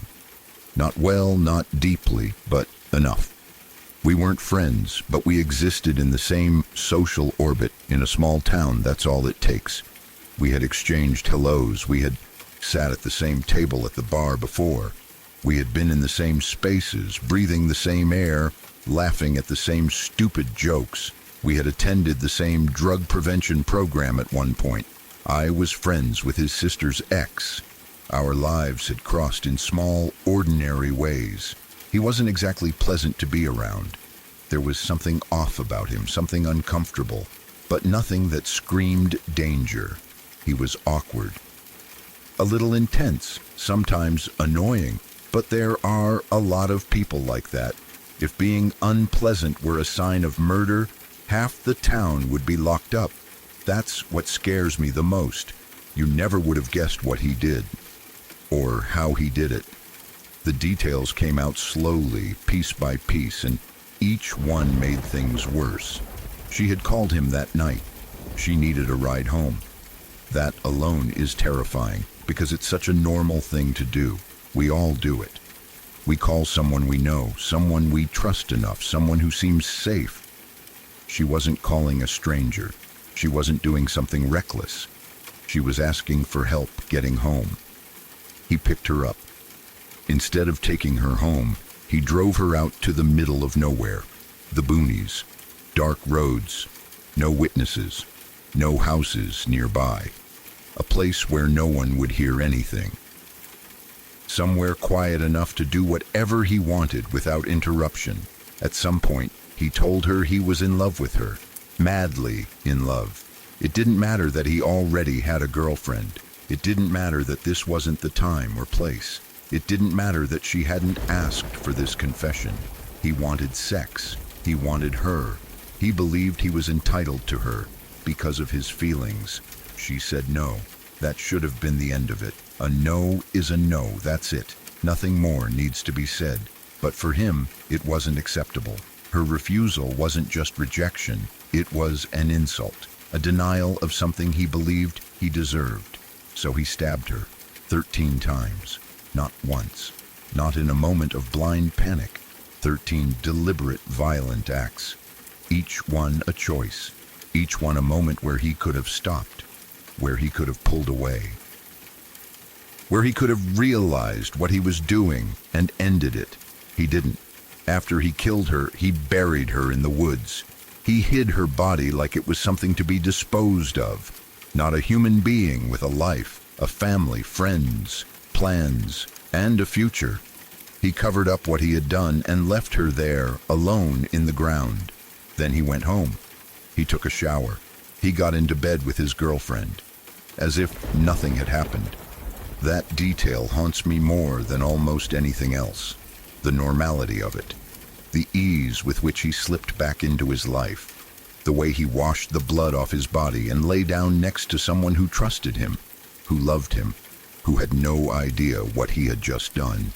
It gets worse. He shared her missing person reports on Facebook. He posted them like everyone else, like a concerned acquaintance, like someone hoping for her safe return. He watched the town search for her. He saw people begging for information. He saw her face everywhere, knowing exactly where she was and what he had done. That level of cruelty is hard to comprehend. When the truth came out, it shattered something in the town. People didn't just grieve for her. They questioned everything, every interaction, every familiar face, every casual hello exchanged at the bar. The idea that someone capable of this could sit among us, unnoticed, pretending to care, pretending to be normal, was deeply unsettling. I replay every interaction I ever had with him in my head, every conversation, every glance, every moment where nothing seemed wrong. I wonder if there were signs I missed, or if there truly were none. That's the most frightening possibility of all. That sometimes there are no clear warnings. Sometimes monsters don't look like monsters. They look like people you recognize. They look like someone who sits at your table and orders a drink, someone who complains about work, someone who laughs at the same stories you do, someone who shares missing person posts and pretends to be part of the community. After that, the town felt different, smaller, tighter, less safe. The illusion that nothing bad happens here was gone forever. People locked their doors more often. Parents worried more. Friends checked in on each other constantly. Trust became something fragile. I think about her a lot, about how she did everything right. She went out. She called someone she knew. She trusted the wrong person, and it cost her her life. That thought makes it hard to believe in simple safety rules. Because sometimes, even when you follow them, bad things still happen. I also think about how close this was to my own life. How easily it could have been someone else. How easily it could have been me, or someone I love. That realization doesn't fade. It settles into you and changes the way you see the world. The most chilling part isn't just the violence.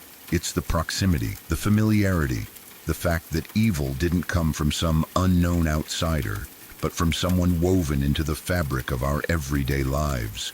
Someone we nodded at, someone we tolerated, someone we never truly knew. Now, when I sit in that bar, I look around differently. I notice people more. I question things I used to ignore.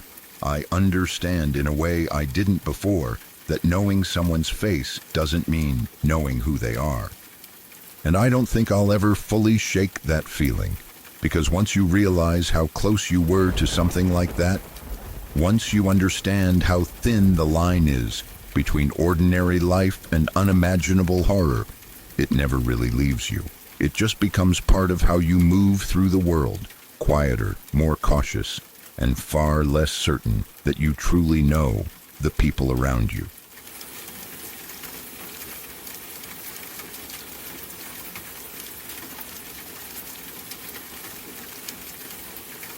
From 2012 to 2015, I worked as a carney. It wasn't a glamorous life, but it was a living.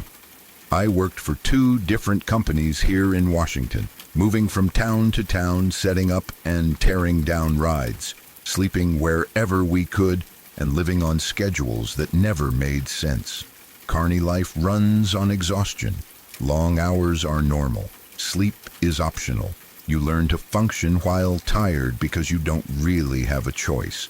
By August of 2015, that exhaustion had become routine. On August 16th, we wrapped up a brutal stretch of work in Hermiston. We had worked almost non-stop, coming off a 23-hour shift. Most of us had maybe 2 hours of sleep, if that. Nobody felt good, but nobody complained either. That was just how it was. You pack up, you move on, you tell yourself you'll sleep later. We left Hermiston around 11 in the morning. The plan was to head north, pass through Olympia, then take Highway 101 toward Port Angeles. The drive was long, but we'd done worse. We were riding in an old 1977 RV, beat up, loud, and barely holding together. But it was what we had. One of my co-workers was driving. He was just as tired as the rest of us. But again, no one stopped to question it. At some point after we got up around Olympia, I passed out in the back of the RV. Not the kind of falling asleep where you ease into it. It was more like my body just shut down. 1 second I was awake, the next I was gone. That's what happens when you push yourself too far for too long. The next thing I remember is waking up and seeing the sky above me. That alone didn't make sense. I was inside the RV. I should have been looking at a ceiling or a wall or someone's boots. Instead, I was staring straight up at the sky. Everything felt wrong. My arm was pinned, crushed under something heavy, and I couldn't move it.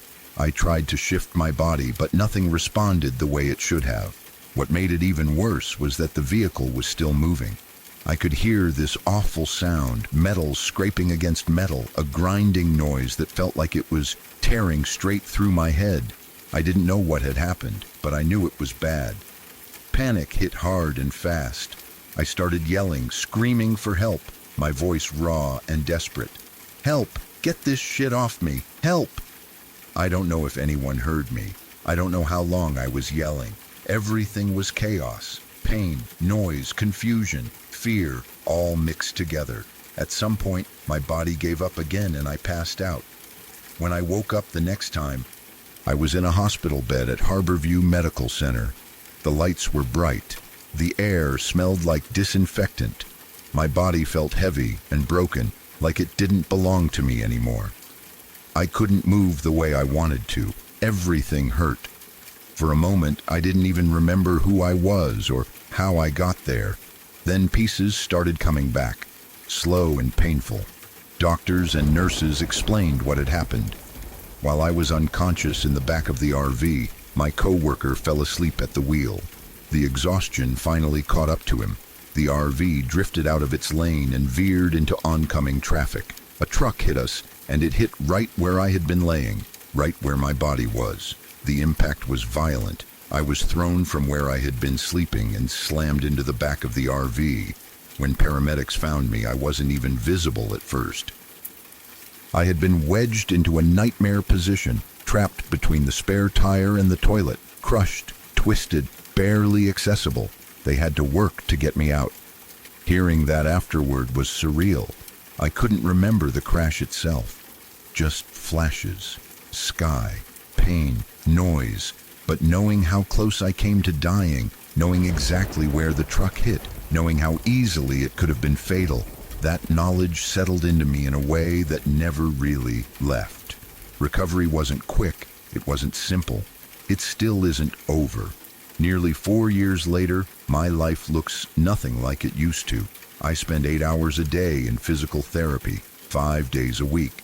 Therapy isn't just stretching and light exercise like people imagine.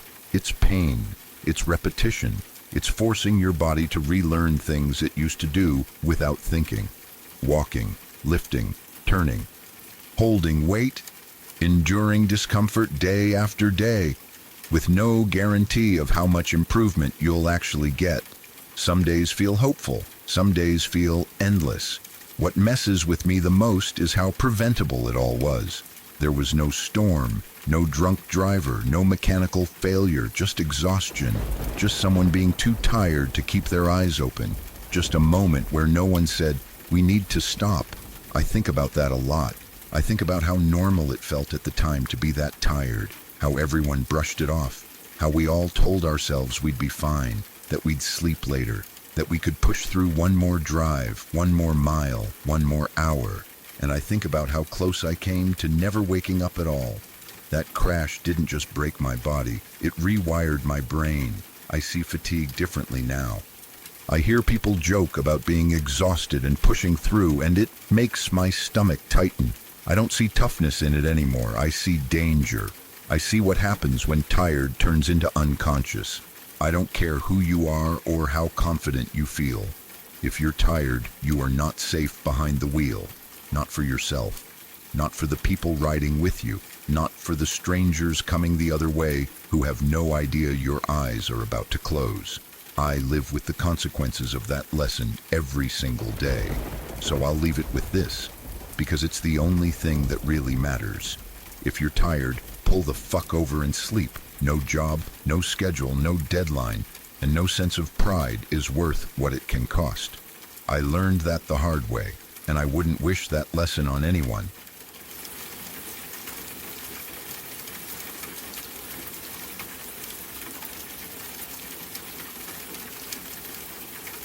These are 3 experiences from my life that don't connect in any obvious way, except that each one left a mark on me that never really faded. None of them feel like stories with clean beginnings and endings. They're more like moments where something went wrong or almost went wrong, and then life just kept moving forward anyway. The first one happened when I was very young, around 6 years old, after my family moved halfway across the country. At the time, I didn't understand what was happening. I just knew that things felt tense and unstable in a way I couldn't explain. Looking back as an adult, with the benefit of hindsight and conversations with my father, it's clear that my mother was slowly losing her grip on reality. The move itself was hard. We left behind everything familiar and ended up in a place where my parents struggled financially.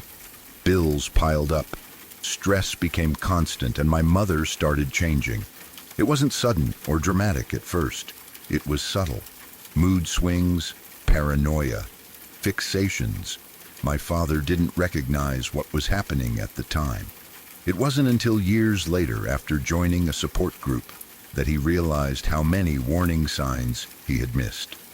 As my parents' marriage fell apart, my mother became more erratic. During the divorce process, she made a decision that would later terrify my father and confuse law enforcement. One day, without telling anyone, she took me and my younger brother and disappeared. No warning, no explanation. We were just gone. My father came home to an empty house and realized immediately that something was wrong. He had no idea where we were or why she had taken us. That sudden absence triggered a frantic search. Police were contacted, friends and family were alerted. It turned into a statewide hunt for 2 missing children. What made the situation even more dangerous was that my mother wasn't acting alone. She had the support of members of a church she was involved with. These people believed her version of events, which painted my father as abusive. Those accusations were completely false, but once a story like that takes hold in a community, especially a religious one, it spreads fast. Families helped her hide us. They gave her places to stay, food, transportation. They believed they were protecting children from a dangerous man. There was only one person in that extended web who didn't buy the story. It was the husband of a church friend's sister, someone who wasn't fully absorbed into the narrative. He noticed inconsistencies. Things didn't add up. The urgency, the secrecy, the way my mother spoke about my father didn't match what he knew of reality. He trusted his instincts and tipped off the police. That same night, my mother suddenly brought us back home, acting as if nothing had happened. No explanation, no apology. Just walked in like it was another normal day. And that was it. The police dropped the case entirely because she returned on her own. No charges, no follow-up, no protection order, nothing. What haunts me now is something my father realized later. The man who tipped off the police didn't live west, in the direction of our birth state, which would have made sense if she was simply trying to take us back home.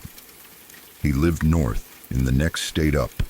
When you look at a map, that direction leads toward Canada. My father believed she was trying to take us out of the country. If that man hadn't spoken up, if the timing had been slightly different, we might have vanished completely. It would take 2 more years of escalating abuse, instability, and chaos before my father finally gained custody of us. Those years were filled with things no child should experience. Fear, manipulation, emotional damage that took a long time to even recognize, let alone heal from. In my 20s, I learned something else that reframed everything. My mother's father, my grandfather, had been deeply involved with organized crime, not in a mythologized movie way, but in a brutal, real one. He had attempted a family annihilation at least once and failed. Knowing that history made my mother's behavior feel less random and more terrifying. Some legacies don't disappear, they mutate. The second experience happened years later after I had graduated high school. By then, my father had remarried, and our lives had stabilized in ways I never thought possible as a kid. That summer, my family went on vacation, and I stayed behind to work and save money for college. One night, I went out with friends to see the movie Signs. It was late when I got home.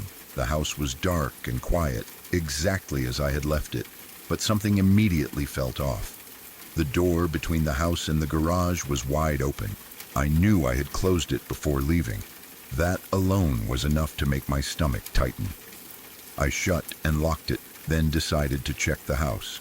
I didn't want to assume the worst, but I also didn't want to ignore my instincts. I started clearing the house, room by room. When I reached the staircase, I hit the light switch for the second floor.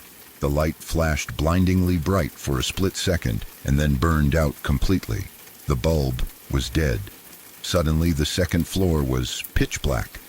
The problem was that all the flashlights were either upstairs in a linen closet that required crossing a dark landing with 4 bedrooms and a bathroom opening onto it, or downstairs in the basement, which had plenty of hiding places and blind corners. I stood there for a moment and decided absolutely not. Instead, I called a neighbor. She came over with her dad, and the 3 of us cleared the entire house using their flashlights. Every room, every closet, every corner, nothing. No one was there. No signs of forced entry. No obvious explanation. A couple of days later, my family came home. Almost immediately, my dad asked me what I had done with the matches. I had no idea what he was talking about. He told me there had been a large jar of matches in the kitchen, and every single one was gone. Then he asked me why I had used the master bathroom and not cleaned up after myself. I hadn't used it. He said there were long, dark hairs in the sink and shower. I was the only person in the family with long, dark hair. He assumed I was lying to avoid getting in trouble. I tried to explain, but the words came out wrong. Eventually, I broke down crying, which was unusual for me. That's when he realized I wasn't lying. To this day, we have no explanation. Someone was in that house. Someone used the bathroom. Someone took the matches, and whoever it was, they left without being seen. The third experience happened much more recently. This past summer, I was staying with my girlfriend at her mother's house down south. One night, around 2 in the morning, we decided to go skinny dipping in the pool. It was quiet, warm, and peaceful. We were relaxed, laughing, just enjoying the moment. Then my girlfriend froze. She told me something was moving near the fence. At first, I couldn't see anything. I wasn't wearing my glasses. I stared hard into the darkness and noticed something moving that seemed darker than the darkness around it. It was moving incredibly fast, back and forth across the gravel, completely silent. It covered about 30 feet in a second or two. I went to get my glasses while she headed toward the door. As I put them on, the motion-activated lights came on. What we saw made my blood run cold. Projected onto the fence was a distorted shadow that looked almost like a chimpanzee. It was loping back and forth at high speed, still completely silent. The lighting was low and uneven, warping the shape, making it hard to judge size or detail. But it was wrong. Everything about it felt wrong. We woke her mother. We grabbed flashlights. I picked up whatever I could use as a weapon. I have some combat training, so we moved carefully, sweeping the property in a way that would prevent anything from slipping past us unnoticed. There was nothing, no tracks, no sounds, no sign that anything had been there at all. Eventually, we told ourselves it had to be a cat, a neighbor's pet. Something ordinary amplified by darkness and adrenaline. That explanation is the only one that lets me sleep. But even now, when I replay it in my head, I'm not fully convinced. I hope it was a cat, because if it wasn't, I don't know what it was, and I don't want to know.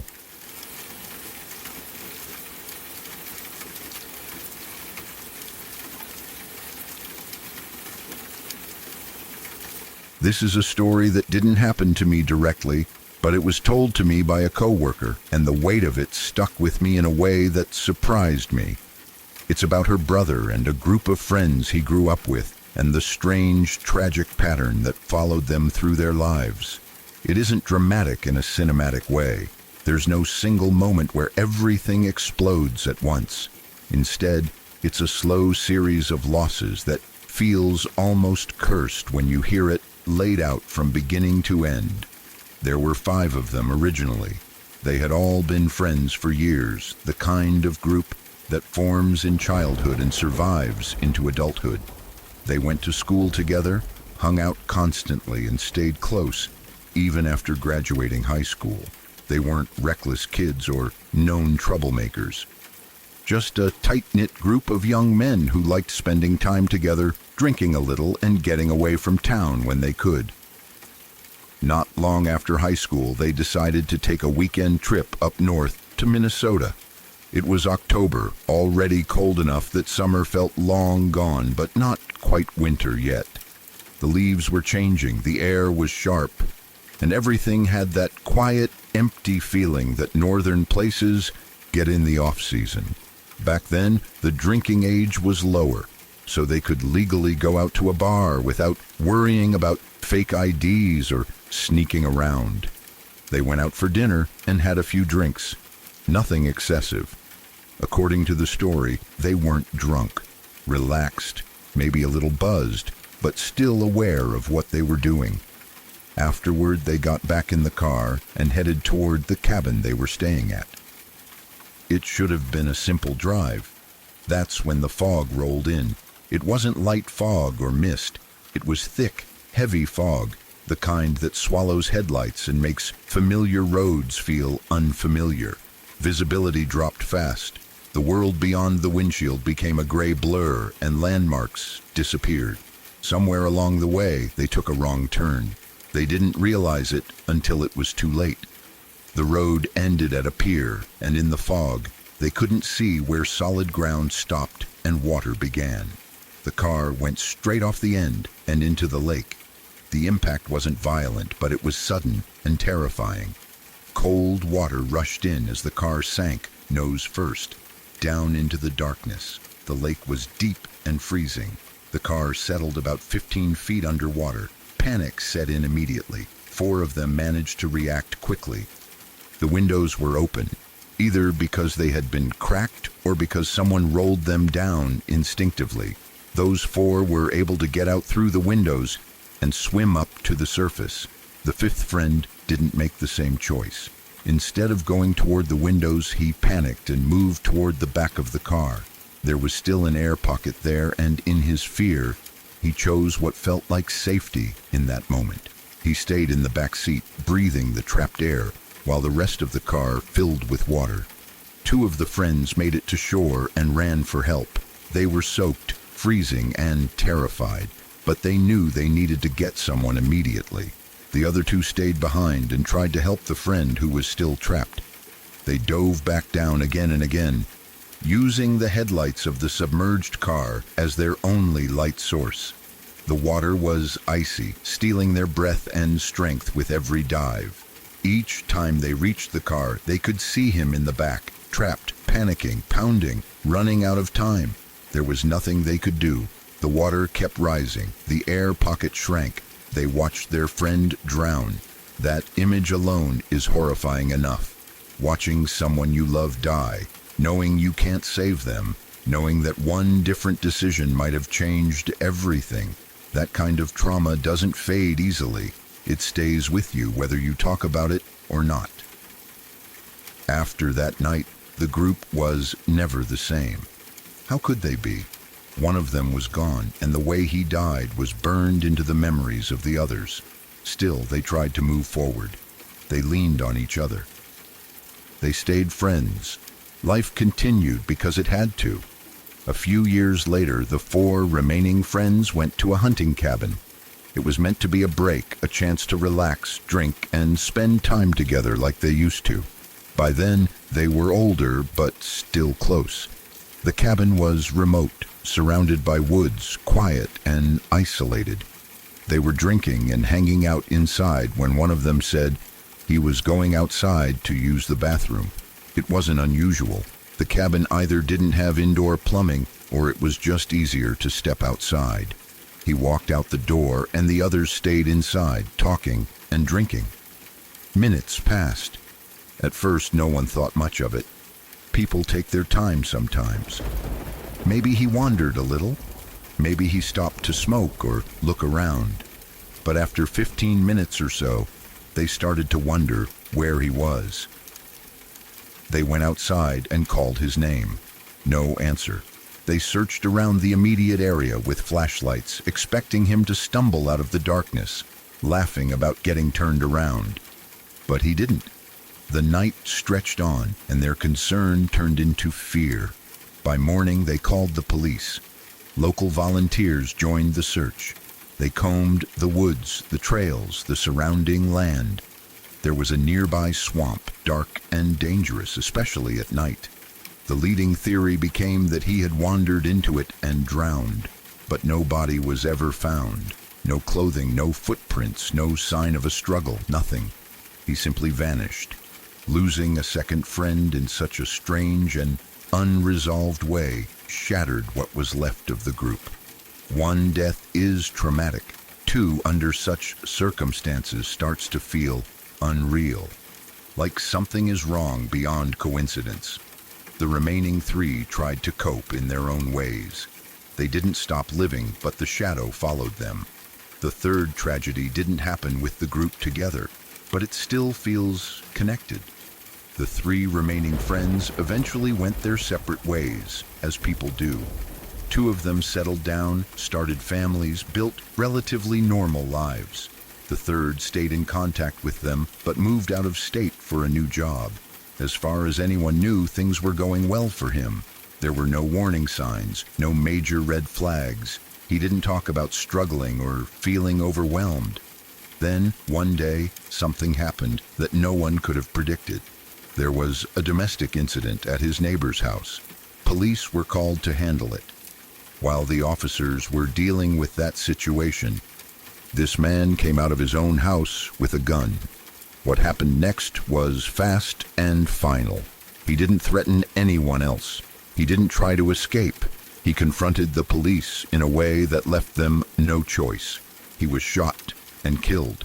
It was ruled suicide by cop. The news stunned everyone who knew him. No one understood why. There were no known issues, no history of violence, no signs that he was spiraling.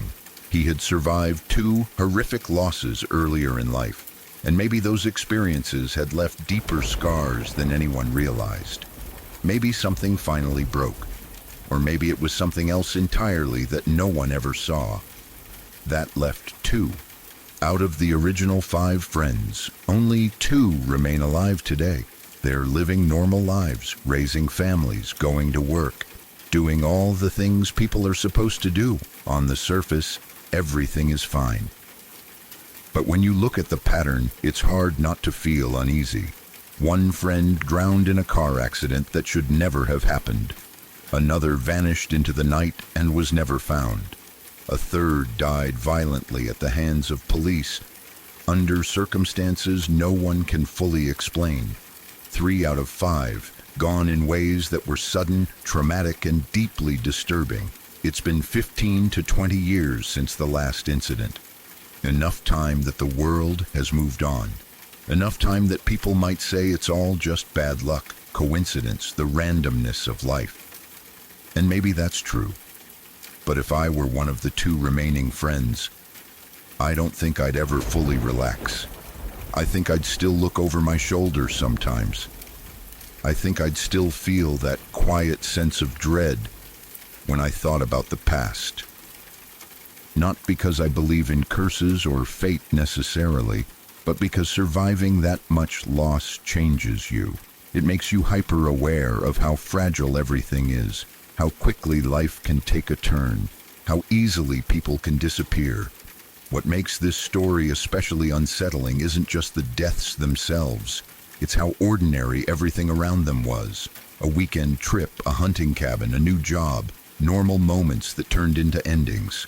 There's no lesson here that feels comforting. There's no moral that ties it all up neatly.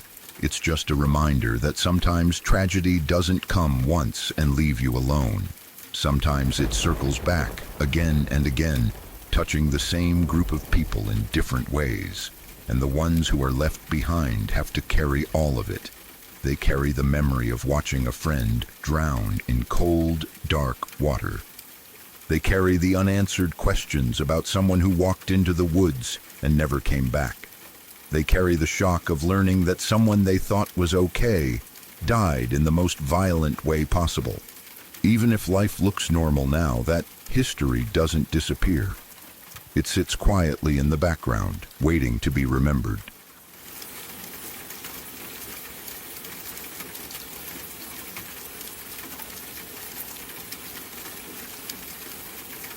When I was a very young child, perhaps only 5 or 6 years old, I lived in a house that was unlike any other in our small town.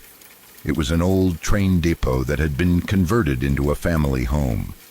Because of its history, the building had a unique character, with high ceilings, large windows, and a lingering sense of the thousands of travelers who must have passed through its doors when the tracks were still active. Living there felt like living inside a piece of history. Right next to our home was another repurposed structure, a large old barn that had been turned into the town's main market. This store was the heart of our neighborhood, and it was run by a lovely Vietnamese couple who had become very close friends with my mother. They were kind, hard-working people, and my mother often spent time chatting with them while she did her grocery shopping. One particular evening, the air felt heavy and still as my mother and I began our short walk from our front door to the market. It was a typical small-town evening where you expect nothing but peace and quiet. But as we stepped outside, my mother stopped in her tracks. She crinkled her nose and looked around with a confused expression. There was a scent in the air that was hard to describe at first. It was thick, sweet in a sickly way, and incredibly putrid. It wasn't like the smell of a dead animal in the woods. It was much more intense and overwhelming. My mother didn't say much to me at first, likely trying to shield me from whatever it was, but she kept looking around the side of the old barn as we walked. When we stepped inside the market, the bell above the door chimed, and we saw the wife, a woman named Me, standing behind the wooden counter. Before my mother even picked up a basket, she asked me if she had noticed the horrible smell lingering just outside the doors. Me sighed and leaned against the counter, looking exhausted. She told my mother that she had been smelling it all afternoon and that it had been giving her a headache. She didn't know exactly what it was, but she pointed toward the back of the property. She mentioned that there was a strange car parked out back that had been sitting there in the same spot all day long. According to Mai, the smell was significantly worse whenever she went near that vehicle. My mother and the couple talked for a few more minutes, their voices dropping into hushed, serious tones. Eventually, the couple decided that they couldn't ignore it any longer. They picked up the phone and called the local police, asking them to come and check out the abandoned car and perhaps have it towed away. We stayed in the store for a while, and soon enough, the quiet evening was interrupted by the flashing blue and red lights of police cruisers. What started as a simple request for a tow quickly turned into something much more serious. The police officers didn't take long to realize that this wasn't just an abandoned vehicle. As they approached the car, they immediately covered their faces with their hands. I remember watching from a distance as they began to set up a yellow tape perimeter around the car and the back of the barn. In a small town like ours, news travels faster than the wind. Within 30 minutes, it seemed like almost everyone in town had stopped their cars or walked over from their houses to see what was happening. There was a crowd of people standing at the edge of the police line, whispering and staring at the car. It didn't take long for the truth to come out. When the officers finally forced open the trunk of that abandoned car, they found the body of a man who had been missing for some time. The summer heat had been relentless, and the trunk had acted like an oven. I don't know if I actually caught a glimpse of it myself, or if the description was so vivid from the adults talking later that it became a permanent image in my mind. But the detail that stuck with everyone was how the body looked. Because of the gases that build up during decomposition, the man's body had bloated to a terrifying degree. People described him as being blown up like a giant macabre balloon. It was a gruesome discovery for such a small, tight-knit community, and the image of that car and what was hidden inside stayed with me for years. It was the first time I realized that even in a place that feels safe, darkness can be parked right in your backyard. That wasn't the only time my hometown was touched by violence during those years. Not long after the incident at the market, another tragedy occurred, just a few houses down the street from where we lived. It was a double homicide, the kind of thing you only read about in newspapers from big cities. The rumors around town were that it was a drug deal that had gone terribly wrong. A group of men had come to a duplex down the street to collect a debt or settle a score, and they weren't interested in talking. The violence was brutal and sudden. One of the men inside the house was killed with a gun, a quick and violent end. But the second victim met an even more horrific fate. He had tried to run, making it as far as the front yard, but he was chased down and killed with a heavy piece of lumber, a 2A4. During all this chaos, there was a woman inside the house who had managed to hide. She had scrambled into the laundry room and buried herself under a massive pile of dirty clothes, holding her breath and praying that the killers wouldn't find her. She stayed there in the dark, listening to the sounds of the struggle and the final heavy silence that followed. Once she thought it was finally safe to move, she burst out of the house and ran to the nearest neighbor's home. She was covered in dust and trembling with fear, banging on the front door and screaming for help. The house she ran to belonged to the pastor of one of our local churches. You would think that a man of God, someone dedicated to helping those in need, would have opened the door immediately. But instead, the pastor ignored her. He heard her cries. He heard her desperate banging, and he chose to stay inside. He didn't even bother to pick up the phone to call 911. The poor woman had to run to another house, further down the block, before someone finally took her in and called the police. The town was outraged when they found out the pastor had turned his back on her. Many of the neighbors later claimed that they had heard the distinct, sickening crack of the wood hitting the victim's head in the front yard. Because it was the dead of night in such a small town, the sound traveled clearly through the cold air. The silence of the night made the violence feel even louder, a sharp contrast to the peaceful life we were all supposed to be living. These two events, happening so close to my home and so early in my life, changed the way I saw the world. I lived in an old train depot, a place built for movement and adventure, but I learned that sometimes the most terrifying things are the ones that stay still, like a car in a parking lot or a neighbor who refuses to open his door. My mother continued to be friends with the Vietnamese couple at the market, but there was always a lingering sadness when we walked past the back of that barn. We no longer just saw an old building, we saw the place where a mystery had ended in the most horrific way possible. The small town atmosphere, which usually felt like a warm blanket, started to feel a bit thinner after those murders. People began to lock their doors more carefully, and the local pastor's church saw a lot of empty pews for a long time. It was a loss of innocence for all of us. I grew up understanding that human nature is a complex thing, capable of great kindness like the couple at the store, but also capable of extreme cruelty and even worse, indifference. I still think about that woman in the laundry room sometimes. I think about the courage it took for her to stay silent under those clothes and the absolute betrayal she must have felt when the pastor's lights stayed off and his door stayed locked. It's a reminder that being a good person isn't about the title you hold or the clothes you wear. It's about what you do when someone is screaming for help on your doorstep in the middle of the night. Living in that train depot gave me a unique perspective on life.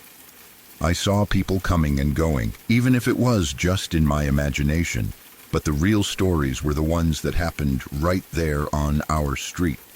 The bloated man in the trunk and the sounds of that night down the street became part of the town's hidden history. They are the stories that aren't written in the official records, but are whispered by the locals who remember the smell of the air and the sound of the silence that follows a tragedy.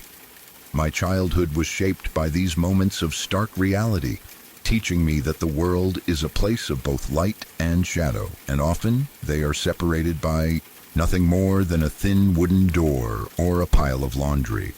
As I got older and eventually moved away from that converted train depot, those memories followed me. They served as a foundation for understanding the importance of community and the devastating impact of its failure. The image of the Vietnamese couple, me and her husband, remains a bright spot in those dark stories. They were the ones who noticed something was wrong, who spoke up and who tried to keep their neighborhood safe. They represented the best of our town, while the events around them represented the worst. The train depot is probably still there, and the barn market might still be serving customers. But the town is different now. The people involved have moved on or passed away, but the echoes of those nights still linger for those of us who were there. It taught me to pay attention to the things that seem out of place. A strange car, a quiet neighbor, or a smell that shouldn't be there. It taught me that life is fragile and that our safety is often dependent on the choices of those around us. Looking back, I realize how lucky I was to have a mother who kept me close and friends who looked out for one another, even when the world outside was turning into something we couldn't quite understand.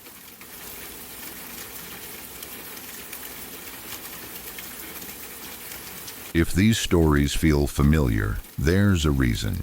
Most people have experienced something they don't talk about. If you're still listening, leave a like and subscribe. It helps keep stories like these alive. And if something has ever followed you home, send it in. Let's continue. It was the summer of 2004 in the UK. One of those stretches where the days feel too long and the heat seems to sit heavy in the air, refusing to move. A group of us were working evenings in a small town, the kind of place that feels quiet during the day and slightly off once the sun goes down. We were booked into an old hotel, the sort of building that had clearly been standing for a long time, with thick walls, narrow hallways, and a feeling that it carried more history than it ever let on. I had just flown in that day, and I was exhausted in the deep, dull way that only travel fatigue can give you. My body felt heavy, my head foggy, and all I wanted was a few hours of sleep before work that evening. Our crew chief had checked everyone in ahead of time, so when I arrived, I didn't have to deal with the front desk. He handed me my key, gave me a quick nod, and I headed straight for my room, without really taking anything in. The room itself was basic and dated. Old furniture, slightly worn carpet, and a bed that looked like it had seen decades of use. There was no air conditioning, which I immediately noticed because the heat was brutal. I opened the curtains wide and cracked the window to let in whatever air I could, hoping it would help. Outside, the afternoon light poured in, bright and warm, making the room feel stuffy and uncomfortable. I lay down anyway, telling myself that tiredness would win eventually. It didn't. I was restless, sweaty, and irritated. I kept shifting on the bed, trying to find a position that felt even remotely comfortable. My mind wouldn't slow down, and every small sound seemed louder than it should have been. The building creaked in that normal way old places do, but something about the atmosphere felt off, though I couldn't have explained why at the time. I remember staring at the ceiling, listening to my own breathing, waiting to drift off. That's when I noticed a strange sound. It wasn't loud, and it wasn't something I could immediately identify. It was more like a low, unnatural noise, subtle but wrong, as if it didn't belong in the room at all. At the same time, I became aware that the temperature had changed. Just moments earlier, I had been uncomfortably hot, but suddenly the air felt cooler, almost cold, like someone had opened a door to winter. That moment is burned into my memory with unsettling clarity. I was lying on my left side, facing the wall. Curious and uneasy, I decided to roll onto my back to see if I could figure out where the sound was coming from or why the air felt different. My eyes were open as I shifted my weight and turned. The instant I rolled onto my back, everything changed. Out of nowhere, it felt like something incredibly heavy slammed down onto my chest and body. I was pinned to the bed with a force that felt overwhelming, far stronger than anything human. The pressure was crushing, absolute, as if an enormous weight had been dropped directly on top of me. The bed itself groaned under the strain, the frame creaking loudly, which only made the terror spike even higher.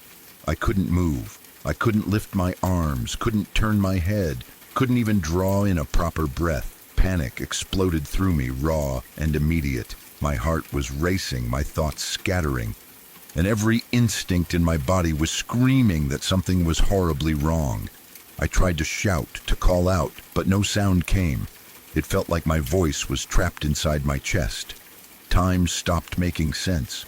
I have no idea how long it lasted. It could have been seconds or minutes, but in that moment, it felt endless. My mind raced through explanations, trying desperately to latch onto something logical. Was I having a medical emergency? A stroke? I'd had blood clots before, and that thought cut through the fear like a knife. Maybe this was my body failing me. Maybe I was dying in this strange, overheated room. But the sensation didn't feel internal. It felt external, deliberate, like something was actively holding me down. The pressure didn't just restrain me, it dominated me. The weight was so real that I could hear the bed reacting to it. Every muscle in my body strained uselessly against an unseen force that refused to budge. The air felt thick, heavy, oppressive. I remember staring straight ahead, eyes wide open, completely awake, completely aware. Then, just as suddenly as it had started, the strange sound returned. The pressure lifted. The temperature shifted back to what it had been before, warm and stagnant. In an instant, I was free. I could move again. I sucked in a sharp breath, my lungs burning as if I'd been underwater. My heart was pounding so hard it felt like it might burst out of my chest. I didn't stop to think. I jumped out of the bed, hands shaking, adrenaline surging through me. I grabbed my clothes and pulled them on as fast as I could, barely caring what I looked like. Whatever had just happened, I wanted out of that room immediately. I wasn't curious. I wasn't brave. I was terrified. I left the room and slammed the door behind me. In the hallway, I started pacing back and forth, trying to calm myself down. My thoughts were spiraling, flipping between denial and fear. I kept telling myself it was impossible, that it wasn't real, that there had to be a rational explanation. Sleep paralysis crossed my mind, but I dismissed it almost instantly. I hadn't been asleep. I wasn't drifting off. I had been wide awake, eyes open, fully conscious. The medical angle came back hard. Maybe I'd had a mini-stroke. Maybe a clot had caused some kind of temporary paralysis or hallucination. The idea terrified me, but it was still somehow more comforting than the alternative. I stood there, trying to assess my body, checking if I could move everything properly, if my speech felt normal. I didn't want to overreact, but I also didn't want to ignore something serious. Before calling an ambulance, I decided to check one more thing. I went down to the front desk. I didn't tell them what had happened. I didn't tell them which room I was in. I was careful, almost cautious to a fault, because the last thing I wanted was to give them an opening to mess with me. Instead, I asked casually if there had ever been reports of strange experiences in the hotel, weird noises, unusual things, anything out of the ordinary. The reaction was immediate. The staff didn't laugh. They didn't brush it off. Instead, they exchanged a look that made my stomach drop. One of them reached behind the desk and pulled out a book, worn and thick, its pages clearly well used. It was a logbook. They explained, almost too casually, that guests had been reporting strange experiences for years. The hotel had a reputation. People claimed it was haunted. The logbook was a record of those reports written by guests who had experienced things they couldn't explain. I felt my blood drain from my face. Trying to keep my voice steady, I asked if there were any specific rooms where these things happened more often. I still hadn't told them my room number. I didn't want to influence the answer in any way. Without hesitation, they named my room. They also named the room directly across the hallway. My heart dropped into my stomach. I asked what kinds of things people had reported in my room. The answer made my skin crawl. Guests had written about feeling like they were being pinned to the bed. Others claimed they'd been punched while in the bathroom. The descriptions were disturbingly specific. They showed me the logbook. There it was in writing. Multiple entries, different people, different dates, same experiences. I felt sick. There was no denying it anymore. What had happened to me wasn't unique. I wasn't imagining things. I wasn't alone in experiencing it. The logic I'd been clinging to started to crumble, replaced by a cold, creeping fear that settled deep in my chest. I went back upstairs, but there was no chance I was sleeping alone in that room again. That night, 7 grown men shared a single room. No jokes, no complaints. No one wanted to be by themselves. Another guy on the crew had seen strange things in that same hallway, which only added to the tension. The mood was heavy, anxious, and silent in a way I had never experienced before. I didn't sleep. I lay there, staring into the darkness, listening to every sound, every breath, every shift of fabric. My mind replayed the experience over and over again, trying to find some flaw in it, some detail that would make it less real. But nothing changed. The memory stayed sharp, vivid, undeniable. I have never been so terrified in my life. What made it worse was the certainty. I knew I hadn't been asleep. I knew it wasn't sleep paralysis. I knew my mind hadn't tricked me. I had been awake, aware, and conscious the entire time. Whatever happened in that room happened to me while I was fully present. I've never experienced anything like it since. No strange sounds, no crushing weight, no unseen force. That single incident stands alone, untouched by anything, before or after. And maybe that's what makes it even more unsettling. I can't dismiss it as a pattern or a condition. It was one moment, one room, one experience that shattered my sense of what was possible. Even now, years later, I can still feel it if I think about it too long. The weight, the fear, the helplessness, the way reality seemed to bend just enough to let something impossible slip through. I don't pretend to understand it. I don't even try to explain it anymore. All I know is that whatever happened in that old hotel room was real enough to change me, and no amount of logic has ever fully erased the memory of being held down by something I couldn't see, couldn't fight, and couldn't escape.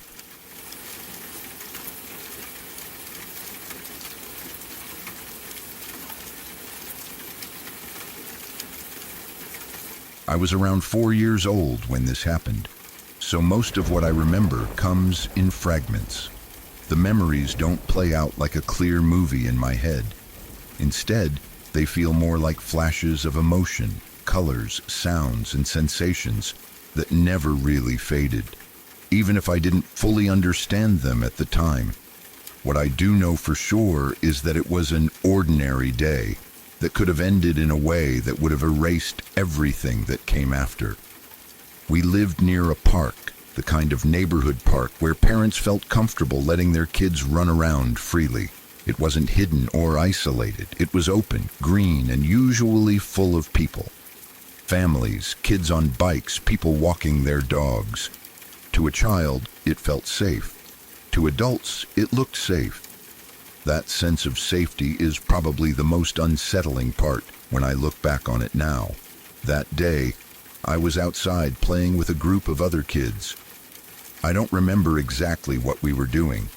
Probably running around, making up games, the kind of pointless but joyful play that fills time when you're that young.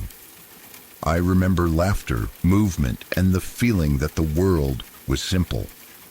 I didn't have worries. I didn't think about danger. I didn't even really think about my parents unless I needed something. At some point, without meaning to, I wandered away from the group. I didn't run off dramatically or sneak away. I just drifted.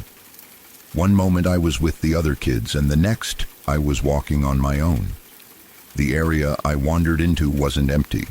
People were still around. There were still voices in the distance, footsteps, the low hum of activity. That's important because it meant nothing felt wrong to me. I wasn't scared. I wasn't lost. I was just exploring the way kids do when curiosity pulls them a few steps farther than it should. I was minding my own business when the couple approached me. I don't remember what they looked like clearly. I don't remember their faces in detail, which somehow makes it worse. They weren't scary. They didn't look angry or strange. If anything, they looked normal, safe, the kind of adults you wouldn't think twice about. That's probably why everything that followed worked so easily. They spoke to me gently, calmly. They smiled. They told me they were my aunt and uncle. They said they had come from a different city to visit. At 4 years old, I didn't really understand what an aunt or uncle was supposed to look like. I didn't question why I didn't recognize them. I didn't think to ask why I'd never met them before. Adults said things, and I believed them. That was how my world worked. Then they handed me a lollipop. I remember that part clearly because it mattered to me at the time. A lollipop was a good thing, a reward, a treat, something nice. I didn't think of it as a bribe. I didn't think of it as suspicious. I just took it. I probably said thank you. I probably smiled. Looking back now, it makes my stomach turn, but at the time, it felt normal. After that, they told me my parents had sent them. They said it was getting dark and that my mom and dad wanted me to come home. They said their kids were already at my house and were waiting to play with me. That part excited me. The idea of other kids waiting for me, ready to play, sounded great. Everything they said was carefully shaped to fit into my small understanding of the world. And I believed them. I followed them. Even now, as an adult, that realization sends a cold wave through me. I followed them willingly, without fear, without hesitation. I didn't cry. I didn't resist. I didn't think anything was wrong. That's how close it was. That's how easy it would have been for me to disappear. We walked toward their van. The park was still fairly crowded. People were around. Adults passed by. No one stopped us. No one asked questions. No one looked twice at a small child walking with 2 adults toward a vehicle. It probably looked ordinary. It probably looked like a family leaving the park after a long day. I was right there, in plain sight. As we got closer to the van, I remember feeling a little unsure, but not enough to stop. I didn't know why. Maybe it was just the unfamiliar vehicle. Maybe it was the way the door looked when it opened. I don't remember clearly. What I do remember is that I was about to step inside, and then everything exploded. Suddenly my mom came running toward us. I didn't see her approach from far away. One moment everything was quiet and controlled, and the next moment there was screaming. Real screaming. The kind that doesn't sound human at first. The kind that cuts through everything else. My mom was screaming at the top of her lungs. My dad was right behind her, running as fast as he could. I had never seen my mom like that before. Her face was pure panic, pure terror. To a 4-year-old, that was more frightening than anything else that day. I didn't understand what was happening, but I understood that something was very, very wrong. I started crying instantly, not just crying, but full-on sobbing. I panicked. My body reacted before my mind could. I dropped down and curled into a ball right there in front of the van. I was overwhelmed, confused, and scared by my mom's screams. I didn't know who to listen to anymore. The adults who had been calm and kind were suddenly surrounded by chaos, and my sense of safety shattered. After that point, my own memory fades. I remember crying. I remember the ground. I remember noise and movement around me. But the details blur. My brain, small and overloaded, couldn't process everything. What I know about what happened next comes from my parents. My mom told me that she ran straight to me and grabbed me, pulling my small, shaking body into her arms. She didn't hesitate. She didn't think. She just reacted. My dad, on the other hand, went straight for the man. All the fear and rage and desperation that had been building inside him exploded at once. He started swinging. He didn't stop to talk. He didn't stop to ask questions. He was devastated and furious, and he did what any parent would do in that moment. He fought. While my dad was confronting them, my mom called 911. Her hands were shaking so badly she could barely hold the phone, but she managed to tell them what was happening. By some miracle of timing, the police station was only about 6 blocks away. They arrived quickly. The couple was arrested right there. I didn't see them taken away. I was too busy clinging to my mom, crying until my chest hurt, until my throat burned. The world had gone from safe to terrifying in seconds, and I didn't understand why. For a long time after that, I didn't know the full story. My parents didn't tell me everything right away. They protected me as much as they could. They explained that I had almost been taken by strangers, but they didn't go into details. I was too young to understand what that really meant anyway. I just knew that something bad had almost happened, and that my parents had saved me. It wasn't until about 10 years later that they told me the whole truth.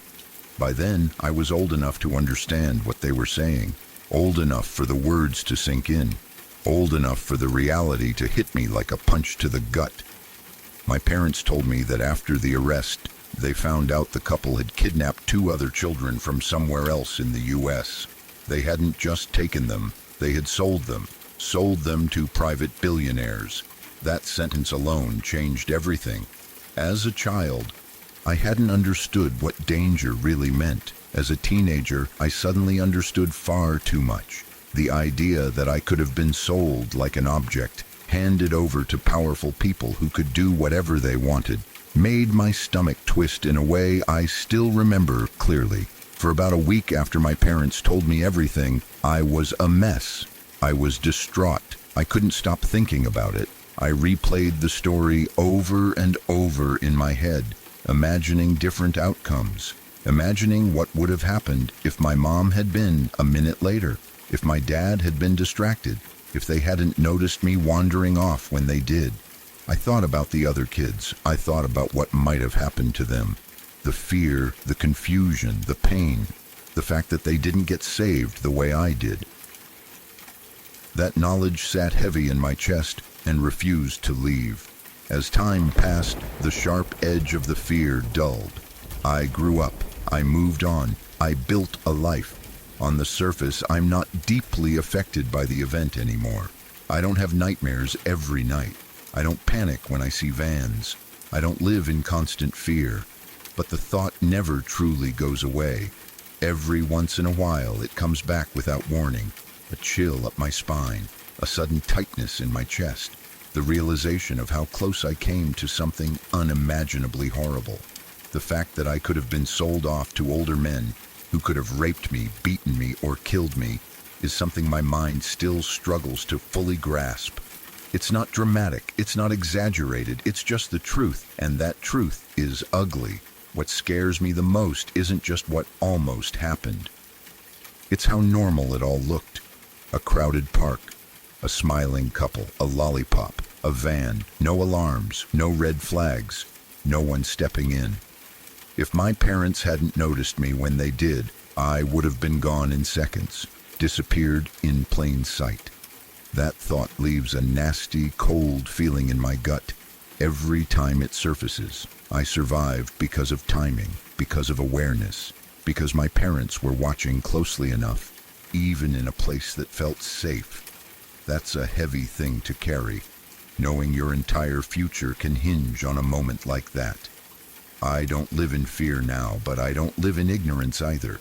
And every time I think back to that day, to that park, to that van, I'm reminded just how thin the line can be between an ordinary childhood memory and a life that never gets the chance to exist at all.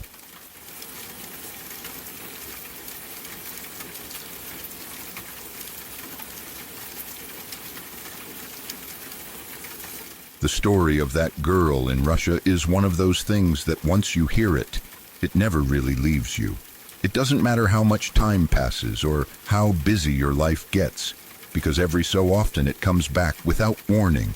A sentence, a detail, a single image slips into your mind, and suddenly your chest feels tight and your thoughts go quiet.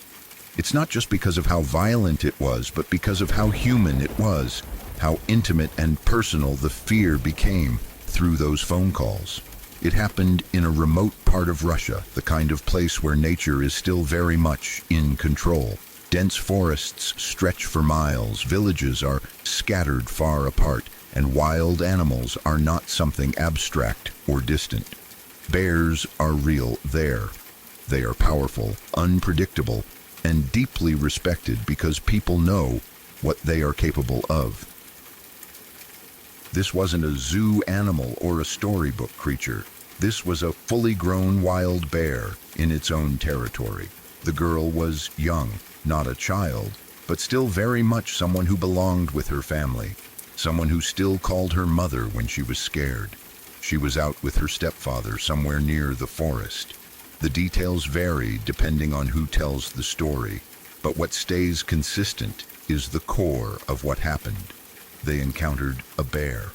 It wasn't a quick attack. The bear went for the stepfather first. From what is known, he didn't survive long. There was no real chance for him once the bear decided to attack.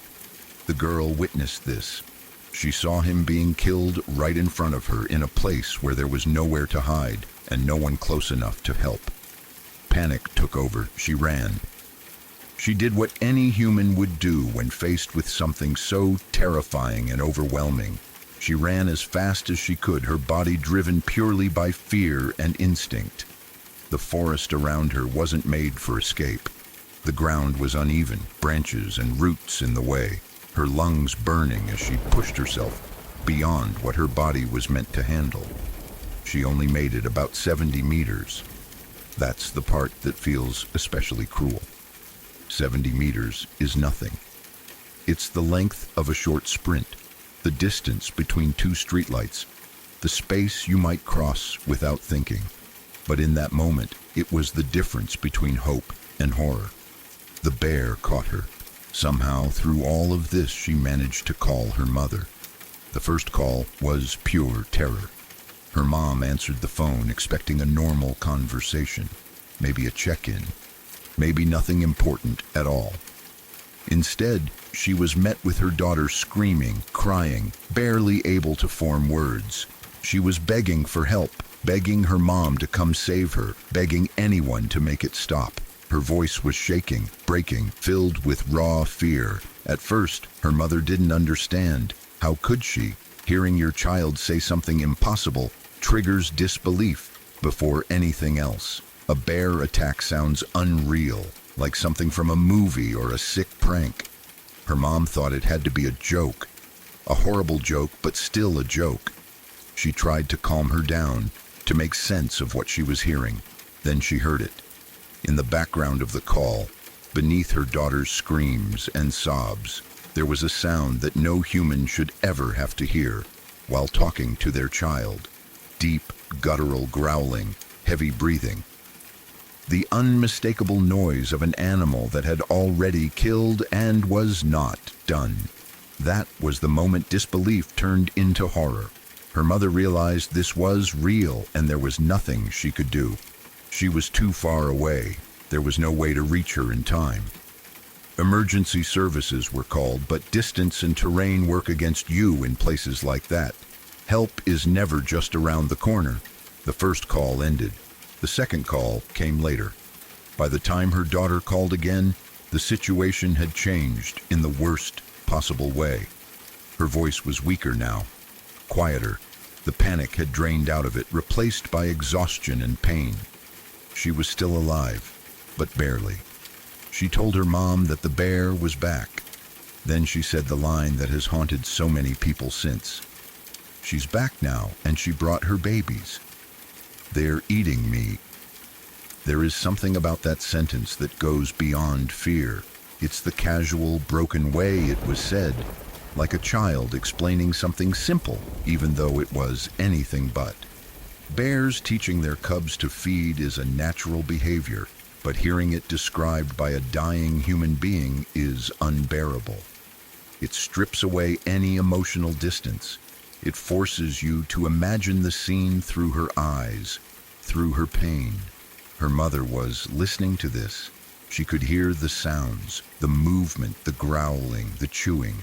The fact that she stayed on the phone at all is almost impossible to comprehend. She didn't hang up. She didn't run away from the sound. She stayed because it was her child, and this was the only connection she had left. There was nothing to say that could fix it, nothing to promise. Nothing to comfort her in any real way. The helplessness of that moment is hard to put into words. A parent's instinct is to protect, to save, to step in, no matter the cost. But here, all of that instinct had nowhere to go. It had no outlet. The second call ended too. Then there was the third call. By the time it came, nearly an hour had passed since the attack began. An hour of pain, fear, and unimaginable suffering. When her mom answered this time, her daughter sounded different again. Quieter still, calm, in a way that makes your blood run cold. She said it was okay now. She said it didn't hurt anymore. That alone is devastating because it suggests her body was shutting down. That shock had taken over, dulling the pain as life slowly slipped away. She wasn't fighting anymore. She wasn't begging anymore. She told her mother to forgive her for everything. Those words say so much without explaining anything. They sound like something a child says when they believe they are about to die, when they are thinking about every small mistake, every argument, every moment they might have disappointed the person they love most. It's not logical, it's emotional, it's human. Then she said she loved her, and then the call ended. She died shortly after. Rescuers arrived about 45 minutes too late. In a situation like that, minutes matter. Distance, terrain, and response time all added up to tragedy. When they found the scene, there was nothing they could do for her.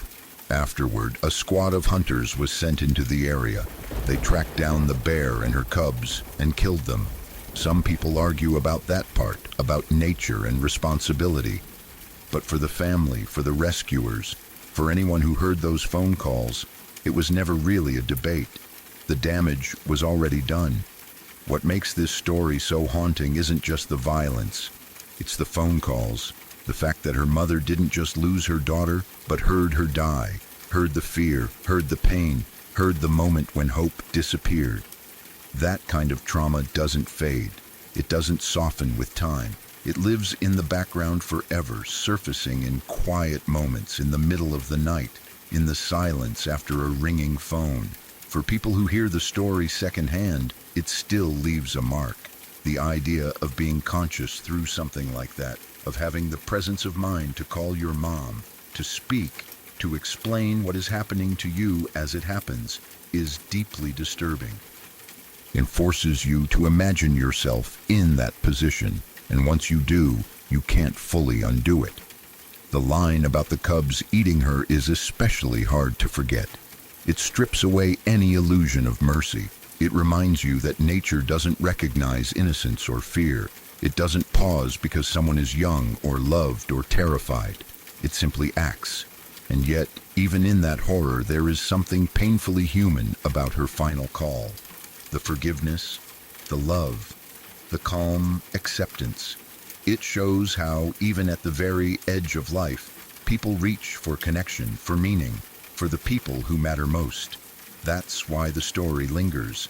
Not because of shock value, but because it reveals how fragile life really is, and how thin the line can be between an ordinary day and an unimaginable end. It reminds you that fear can stretch across miles through a phone call, that helplessness can be shared, and that some goodbyes are never supposed to happen the way they do. Once you hear it, you don't just remember the facts, you remember the voices, and that is what truly haunts you.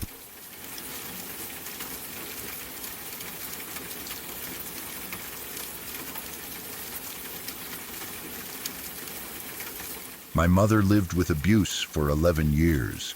That is a long time to be afraid in your own home, a long time to learn how to stay quiet, how to read moods, how to survive instead of live. When I talk about my father, I don't soften it. He is a veteran and he has PTSD, but that does not excuse what he did. He also has narcissistic personality disorder, and above everything else, he is not a kind man. He never was. Whatever good moments might have existed were drowned out by fear, control, and violence. Growing up, I didn't always understand what was happening. As a kid, you normalize what you live with. You don't know that other homes are quieter, safer, calmer. You don't know that love isn't supposed to feel like walking on broken glass. My mother tried to shield us as much as she could, but abuse has a way of leaking through walls, through voices, through tension in the air. Even when nothing was happening, you could feel that something could happen at any moment. When my parents finally separated, it wasn't clean or simple. It was long, messy, and dangerous. Leaving someone like him didn't flip a switch and make things better overnight. If anything, it made him more unpredictable. He saw the separation as a loss of control, and control was everything to him. That period of time was when my mother was most afraid, even if she didn't always say it out loud. There is one night she told me about that still makes my stomach tighten when I think about it. It was during that long breakup period. My parents were separated, but my father was still very much a presence in our lives, whether we wanted him to be or not. That night, my mom was home alone. I was staying at my grandmother's house, and my sister was at her own father's place. For once, the house wasn't full of kids or noise or responsibility. It was just my mom and her friends. She told me she was sitting at the kitchen table with them. They were doing what they often did together, trying to create some sense of normalcy in a life that had been anything but. They were playing poker, smoking, talking, laughing a little. It was one of the few ways my mom could relax, surrounded by people who knew what she had been through and cared about her. As the night went on, the conversation drifted, as it often did, toward my father. They talked about him openly, probably more openly than my mom ever could when she was alone with him. They talked about how unstable he could be, how paranoid, how dangerous when his anger took over. They talked about things he had done in the past, things that still scared them when they thought about them. It wasn't gossip, it wasn't cruelty, it was people processing trauma together, trying to make sense of someone who had caused so much harm. What none of them knew was that he was there. At some point, my father had pulled up outside the house. He didn't knock. He didn't announce himself. He just sat there, listening to every word, listening to people talk about him, about his violence, about his behavior. Each sentence fed his rage. Each memory shared by my mom and her friends pushed him further over the edge. He sat there long enough for the anger to build and boil. Then he burst through the back door. My mom said it happened so fast that it barely registered at first. One moment they were talking. The next moment the door flew open and he was screaming. Not shouting, not arguing, screaming in a way that made the entire room freeze. His face was twisted with fury, his eyes wild, his body moving with a purpose that made it instantly clear this was not just a confrontation. He didn't hesitate. He went straight for my mother. He grabbed her by the throat and slammed her against the wall. his hands wrapped tight around her neck. He started choking her, cutting off her air, pressing his weight into her body. My mom told me she couldn't breathe. She couldn't speak. She could feel the wall digging into her back and his grip crushing her throat. She said she had seen him angry many times before, but never like that. This was different. This was something darker, something more dangerous. This wasn't just rage. This was loss of control combined with a sense of entitlement, like he believed he had every right to do what he was doing, like her life meant nothing in that moment. Her friends reacted instantly. If they hadn't been there, I don't think she would have survived that night. They started screaming. Someone called the police. Others physically attacked him, hitting him with whatever they could grab, pots and pans, anything heavy enough to break his focus and make him let go. It wasn't graceful or heroic. It was desperate. It was people doing whatever they could to save someone who was about to die in front of them. Eventually, the shock and the blows were enough to make him release her. My mom collapsed, gasping for air, her body shaking, her throat hurt, her voice was damaged, her mind was racing. She had just come closer to death than she ever had before, and it wasn't because of a stranger. It was because of the man she had spent 11 years with, the man who was supposed to protect her. When the police arrived, the reality of what had almost happened set in fully. My mom later told me that when she replayed the night in her head, one thought kept coming back over and over. If she had been alone, she would be dead.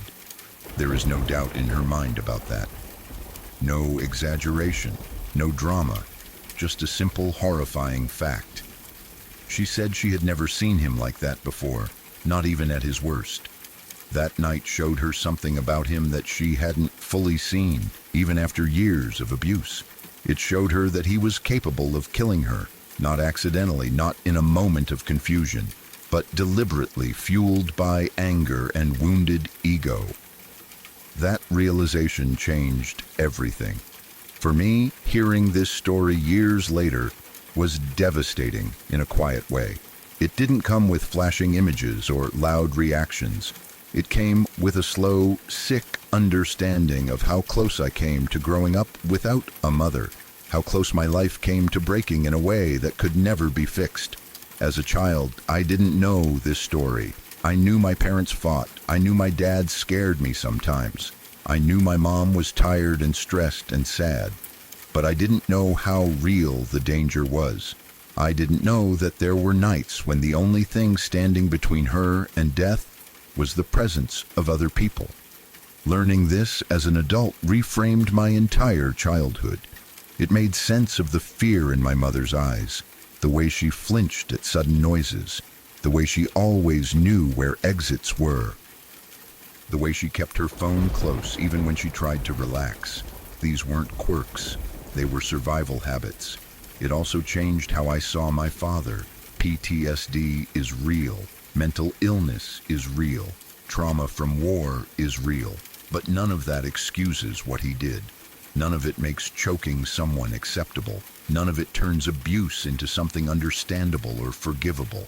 My father made choices over and over again. Choices to control, to intimidate, to hurt. That night, he made the choice to listen outside a house, letting his anger grow instead of walking away. He made the choice to burst inside. He made the choice to wrap his hands around my mother's throat. Those choices almost killed her. What haunts me most is how ordinary the night started. A kitchen table, a card game, friends talking, cigarette smoke curling through the air. It wasn't a dangerous situation. It wasn't a confrontation. It was just people existing in what they thought was a safe space. And yet, danger was already there, sitting in a car outside, listening. That's how abuse works. It doesn't always announce itself. It watches, it waits. It looks for moments of vulnerability. It feeds on perceived disrespect and loss of control. And when it strikes, it does so with terrifying speed. My mother survived that night because she wasn't alone. That fact carries a heavy weight, because it means there were countless other nights other moments where the outcome could have been different, where timing or circumstance could have tipped the balance toward tragedy. She left him for good after that. Not immediately, not easily, but something in her broke and hardened at the same time. She understood, finally and fully, that staying meant risking her life. Not metaphorically, literally. For me, this story is not just about violence. It's about how close danger can be without anyone seeing it. It's about how people minimize abuse until it becomes undeniable. It's about how survivors carry memories that never fully fade, even when they move on. I think about that night sometimes and imagine the version of reality where her friends weren't there, where no one called the police, where no one swung a pan hard enough. That version of reality ends with me and my sister growing up without a mother, marked forever by a loss that should never have happened. That thought never fully leaves me. My mother is alive because of chance, because of people, because of timing. She carries scars that aren't always visible, but they are real. And when she says she had never seen him like that before, I believe her, because that night showed the truth in its rawest form. It showed that the man she had lived with for 11 years was capable of ending her life. And knowing that, really knowing it, changes the way you look at everything that came before and everything that comes after.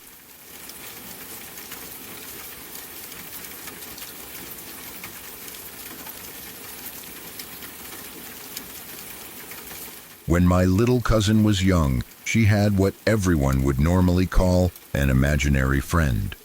On the surface, it didn't seem strange at all. Kids do that. They invent people, talk to them, give them names, personalities, stories. It's one of those things adults usually smile about and chalk up to creativity. That's exactly how it started, and for a long time, no one questioned it. I don't believe in ghosts or spirits. I still don't. I'm very much a logic-first kind of person, and I usually assume there's a rational explanation for things that feel creepy or unexplained. Even so, this is one of those stories that sticks with me, not because I think it proves anything supernatural, but because of how unsettling it became once you line all the details up.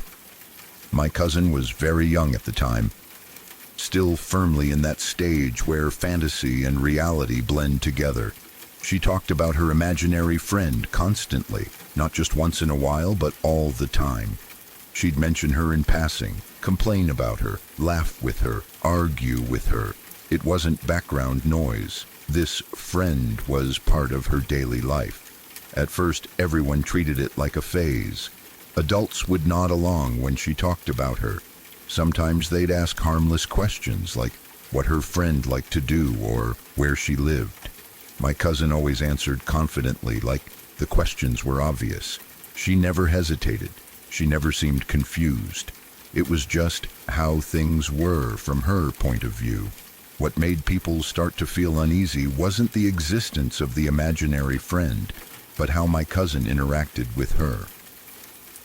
She didn't just talk out loud to an empty room in a playful way.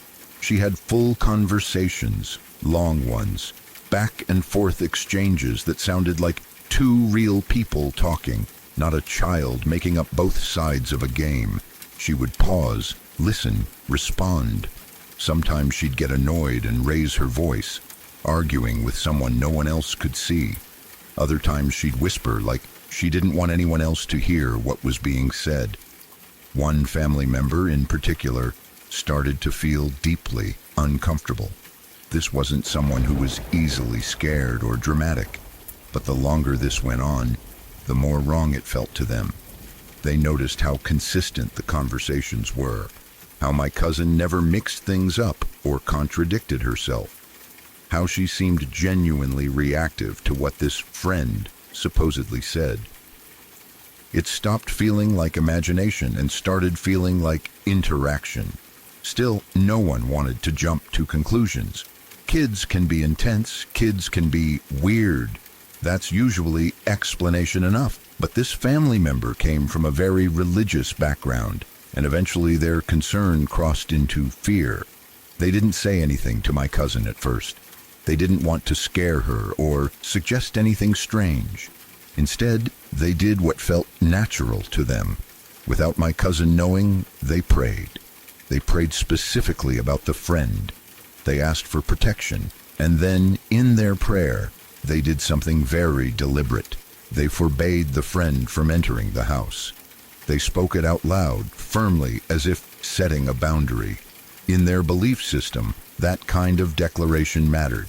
They weren't just asking. They were telling whatever this presence was that it was not welcome. Nothing dramatic happened right away. There was no noise, no reaction, no sudden change. Time passed, and later, that same day, my cousin said something that made that family member's blood run cold. Casually, without being prompted, my cousin mentioned that her friend wouldn't come inside anymore. She said it simply, the way a child might say someone didn't want to play a certain game. When asked what she meant, she explained that her friend would stop at the door. She wouldn't come in. She would just stand there and refuse to cross the threshold. The key part was this. My cousin had no way of knowing about the prayer. No one had told her. No one had hinted. No one had suggested anything had changed. And yet, her description matched exactly what that family member had prayed for. Not loosely, not vaguely, directly. At that point, the family member was terrified. This wasn't just unease anymore. This was panic. They immediately told my cousin's parents everything about the conversations, about the prayer, about what my cousin had just said. The atmosphere in the house changed instantly. What had been brushed off as imagination suddenly felt serious. My cousin's parents didn't dismiss it. They were religious too, and even if they didn't know what to believe, they knew enough to take the situation seriously. They sat down together as a family and talked to my cousin in a calm, gentle way. They didn't accuse her. They didn't scare her. They simply explained that they were going to pray together and that they wanted everything in the house to be safe. They prayed. They asked for protection. They asked for anything that didn't belong to leave. They asked for peace. They included my cousin in the prayer, holding her hands, making sure she felt comforted, not blamed. That night passed quietly. The next day, everything was different. My cousin never mentioned her imaginary friend again. At first, the adults noticed the absence before anything else. No conversations, no arguments, no whispers. The house felt quieter in a way that was hard to describe. Eventually, someone asked my cousin about her friend, carefully, casually, like they were testing the water. She didn't know what they were talking about. She looked confused, truly confused, not like she was pretending or avoiding the topic. She had no memory of the imaginary friend at all. No name, no personality, no recollection of conversations. It was as if that entire part of her life had never existed. That more than anything else is what unsettles me. Kids forget things, sure, but they don't usually forget entire ongoing relationships overnight. They don't forget something that consumed so much of their attention and speech. This wasn't a toy she stopped playing with. This was someone she talked to daily, someone she argued with, someone who supposedly stood at the door and refused to come inside. And yet, it was gone. Completely. No sadness, no confusion about the loss, no, I miss her, just nothing. I don't know what actually happened. From a rational perspective, there are explanations. Childhood imagination can be intense and then suddenly drop off. Memory at that age is fragile. Adults may unintentionally reinforce patterns without realizing it. All of that is possible, probably even likely, but the timing is what makes it hard to ignore. The prayer, the boundary, the statement about the friend not being allowed inside anymore, the immediate disappearance, the total lack of memory. All of it lined up too cleanly, too neatly to feel comfortable. I don't believe my cousin was actually friends with a ghost, but I also can't fully shake the feeling that something strange happened, something that doesn't fit perfectly into a logical box. And maybe that discomfort comes from realizing how little we actually understand about childhood perception, imagination, and memory. Or maybe it comes from the fact that sometimes, even when you don't believe in something, the story still gets under your skin. What creeps me out the most isn't the idea of a spirit. It's the idea that my cousin experienced something so real to her that it shaped her behavior and speech for a long time, and then vanished so completely that it left no trace behind. No emotional residue, no confusion, just absence. Whether it was imagination, psychology, suggestion, or something else entirely, the experience left its mark on the adults who witnessed it. It changed how they looked at her. It changed how they thought about what kids might be aware of or sensitive to. It made them realize that just because something looks harmless on the surface doesn't mean it can't feel deeply unsettling when you really pay attention.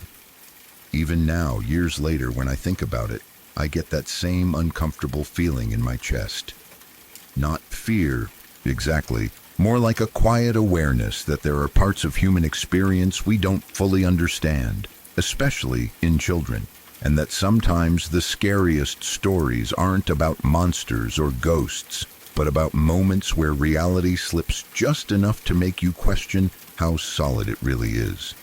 I don't believe in that kind of thing, but this is one of those stories that makes me pause before saying that too confidently.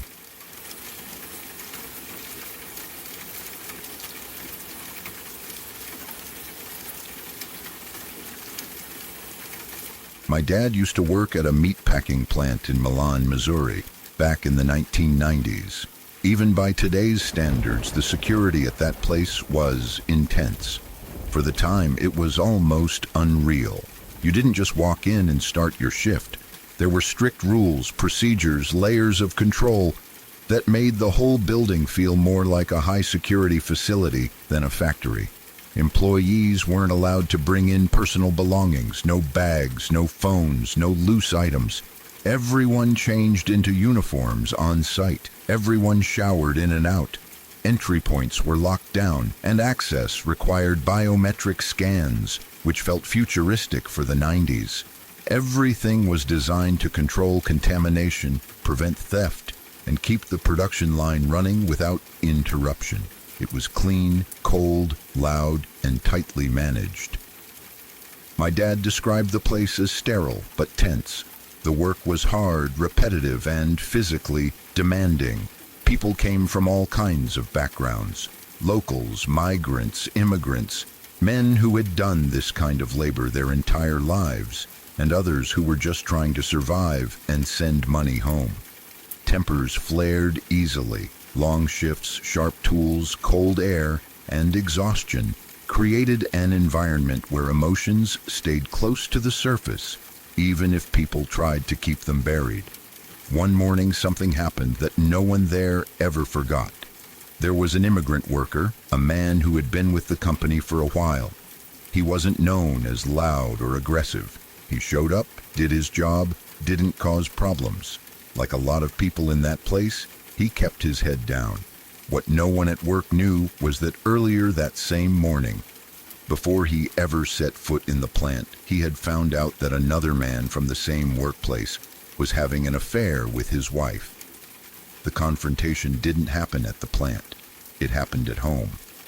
My dad was never told the exact details of what happened between the man and his wife that morning. Only the outcome. The man murdered her.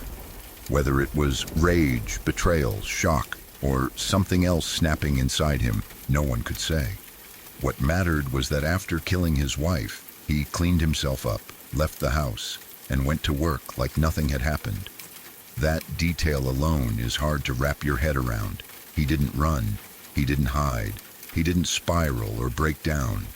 He went through the same security procedures as everyone else. Showered, changed, scanned in, put on his uniform, took his position on the line. He worked half his shift without incident. He cut meat. He followed instructions. He existed in the same controlled mechanical rhythm as everyone around him. No one noticed anything unusual. At some point during the shift, everyone was called into the stateroom. The stateroom was a large break or assembly area, a place where workers gathered for announcements, shift changes, or downtime. It had floor-to-ceiling windows, which was unusual for a building like that. Bright industrial light poured in, reflecting off stainless steel surfaces. The tables were heavy, cold, metallic. Everything echoed. Voices, footsteps, even breathing felt amplified in that space. There were about 75 people in the room. Men stood around talking quietly, sitting, leaning against tables. It was loud in a dull, constant way, the sound of a factory that never truly went silent. No one expected anything out of the ordinary. This was routine, mundane. The man who had murdered his wife walked into the room like everyone else. He had a razor knife with him. That wasn't unusual either. Everyone in that plant carried knives. They were tools of the job, used constantly, sharpened daily. No one thought twice about seeing one in someone's hand. Without raising his voice, without announcing himself, without any visible change in expression, he walked up behind the man who had been sleeping with his wife. Then he cut his throat. It was fast, clean, ear to ear. There was no warning, no argument, no build-up that anyone could see. 1 second, everything was normal. The next, blood was pouring down onto the steel table, bright and shocking against the cold metal. The man being attacked didn't even have time to react properly. His body slumped forward as the blade did its work. For a split second, no one moved. Shock froze the room. Then instinct kicked in. The biggest guy in the room, a massive man who towered over most of the others, grabbed a metal folding chair. Without hesitation, he swung it as hard as he could and smashed it over the attacker's head. The sound of metal hitting bone echoed through the room, sharp and violent. Nothing happened. The chair bent. The impact was brutal, but the man with the knife didn't flinch. His body didn't react. He didn't stagger. He didn't turn. It was like hitting a wall. He stayed exactly where he was, still holding the other man's head as blood continued to roll down the table and drip onto the floor. That was the moment when real fear took over. The room went completely silent, not a scream, not a shout, not even a gasp. About 75 people stood there, frozen, watching something that didn't feel real. For roughly 10 seconds, no one moved. The attacker stood there calmly, knife still in his hand, his grip steady, his posture relaxed, as if he had just finished an ordinary task. He slowly looked up. He made eye contact with the man who had hit him with the chair. That look is what people remembered most. Not rage, not madness, just a flat, empty awareness. A look that said he was done, that whatever had needed to happen had already happened. There was nothing left to fight for or run from. That was when everyone ran. All 75 people cleared that room in under 6 seconds. My dad said it was like a switch flipped. Chairs overturned. Boots slammed against the floor. Bodies collided in the rush for the exits. No one helped anyone else. No one looked back. Survival instinct took over completely. People poured out of the room, down hallways, through doors, desperate to put distance between themselves and what they had just witnessed. The attacker didn't chase anyone. He didn't shout. He didn't threaten. He didn't move. He sat down. He placed the knife on the table and waited for the police to arrive. When law enforcement came, he went with them without resistance. Later, when people tried to process what they had seen, the details became even more disturbing. The man had known exactly what he was going to do. He had already crossed whatever line separates hesitation from action earlier that day. By the time he walked into that stateroom, there was nothing left inside him to restrain. No fear of consequences, no concern for witnesses, no emotional reaction to violence. He had already destroyed his own life that morning. Everything after that was just completion. My dad said the plant was never the same after that. The security didn't change much because there wasn't much more they could add. What changed was the atmosphere. People were quieter, more guarded. Conversations dropped off. No one joked the same way. Everyone became more aware of how little they really knew about the people they worked next to every day. The idea that someone could commit a murder, then show up to work and function normally for hours, shattered a lot of assumptions. It forced people to confront how invisible rage can be, how betrayal and obsession can build silently, how violence doesn't always announce itself with warning signs. What unsettled my dad the most wasn't the blood or the attack itself. It was the moment the chair did nothing. That instant stripped away the illusion of control. The biggest, strongest guy in the room had done exactly what you'd expect someone to do in that situation, and it didn't matter at all. The attacker wasn't unstoppable because he was physically invincible. He was unstoppable because he was already beyond fear. Pain didn't register. Consequences didn't matter. His body was just carrying out something his mind had already finished. In the years after, people told and retold the story, sometimes with small details changing, but the core always stayed the same. The calmness, the precision, the silence. The way the man sat down afterward like his shift had simply ended. For my dad, it became one of those memories that never fades. Not something that haunted him every day, but something that reshaped how he looked at people. He became more cautious, more observant. He stopped assuming that anger always looks loud or obvious. He understood that some of the most dangerous moments come from people who seem completely normal until the second they aren't. The story spread through town, through families, through generations. People who weren't even alive when it happened know about it now. It became part of the plant's dark history, a reminder of how quickly order can collapse, even in a place built entirely around control. What makes it so disturbing isn't just the violence, it's the restraint, the way everything happened without chaos until after it was already too late, the way the man waited, the way he accepted the end, the way 75 people realized at the same time that they were standing in a room with someone who had nothing left to lose. That kind of moment stays with you because it forces you to accept a truth most people don't like to think about. That sometimes the scariest people aren't the ones who look angry or unstable. Sometimes they're the ones who have already made peace with what they're about to do, long before anyone else realizes there's danger at all.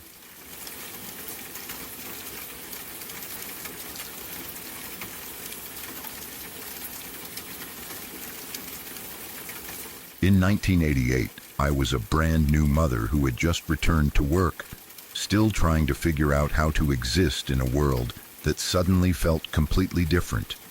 Motherhood rewires you in ways you don't expect. Your body is exhausted, your emotions are raw, and your sense of responsibility is overwhelming. Every sound feels louder, every night feels heavier. Sleep comes in thin, fragile stretches, and when it does, it never feels deep enough. My husband worked second shift back then, which meant I was often alone in the evenings and at night. We lived in the country, far enough away from town that the nights were truly dark. No streetlights, no steady traffic noise. Just the hum of insects, the wind through the trees, and the occasional car passing by on the road. It was quiet in a way that could be peaceful, but also isolating. I wasn't completely alone, though. We had two large black Labradors. They weren't trained guard dogs in any official sense, but they were protective, alert, and deeply bonded to us. They were the kind of dogs who noticed everything. A raccoon in the yard, a strange noise in the distance, a car slowing down near the house. They had never given me a reason to doubt their instincts. That night, it was dark outside, the kind of dark where the world feels closed in. I had finally fallen asleep after one of those long, exhausting days that only new parents truly understand. My body had barely relaxed when the dogs exploded into barking. It wasn't their usual bark. It was frantic, aggressive, relentless. They were losing their minds in a way I had never heard before. Growling, barking, pacing, throwing themselves at the door. It snapped me awake instantly, heart pounding, adrenaline flooding my system before I even had time to think. At first, I thought maybe an animal had wandered too close to the house. That happened sometimes. But the intensity of their reaction didn't fit. This wasn't curiosity or territorial warning. This was alarm. I got out of bed and went to the front door, trying to calm them down, telling them it was okay. They didn't listen. They wouldn't stop. Finally, I opened the door and let them out, hoping they'd chase off whatever was bothering them and settle down. As soon as the door opened, they charged into the darkness. That's when I noticed the car. It was stopped on the road directly in front of my house. I remember pausing for a second, standing there in my nightclothes, the cool night air hitting my skin. The car wasn't parked in the driveway or pulled off to the side. It was stopped at the stop sign that sat near our house. That wasn't unusual. We lived by a stop sign, and people occasionally slowed down or stopped longer than necessary, trying to figure out where they were or which direction they needed to go. I watched the car for a moment. Then, as soon as the dogs ran out barking, it sped off. Fast, not a slow roll forward, not a casual pull away. It took off down the road like the driver wanted to get out of there as quickly as possible. That caught my attention, but not enough to trigger panic. At the time, it still didn't feel like a big deal. People get spooked by big dogs, especially at night. I remember thinking they probably didn't expect two large black shapes to come charging out of the darkness. The dogs ran a short distance and then came back, still agitated but settling down. I called them inside, shut the door, and locked it. My heart slowed. The house felt quiet again. I told myself everything was fine. I went back to bed, and life went on. A few days later, I left for work like any other morning. The sun was up. The world looked normal. Birds chirped. The road was quiet. Nothing felt off until I noticed a sheriff's car parked near my house. At first, I thought maybe they were dealing with a traffic issue, or someone had broken down nearby. Living in the country, you see police vehicles parked in odd places from time to time, but something about it made my stomach tighten. Later that day, the truth came out. A local restaurant manager had kidnapped a young girl, not far away, not in some distant town, right there, on that same stretch of road. The details came in pieces, each one heavier than the last. He had abducted her earlier, and at some point, while driving, she tried to escape. When he slowed down at the stop sign in front of my house, she saw her chance. She tried to run. That was where he killed her, in front of my house. They found her purse and one of her shoes in the ditch, along the road, right where the dogs had been barking, right where that car had been stopped, right where I had stood in the doorway, watching. When I heard that, the world tilted. Everything rushed back at once. The dogs losing their minds. The car stopped in front of the house. The way it sped off the second the door opened, and the dogs came charging out. Suddenly, those moments weren't harmless or ordinary anymore. They were part of something horrifying. I replayed that night over and over in my head. What if I had woken up faster? What if I had gone outside immediately instead of hesitating? What if I had turned on the lights? What if I had screamed? What if I had called the police right then? What if I had seen her? What if I could have helped her? Those questions became a loop I couldn't escape.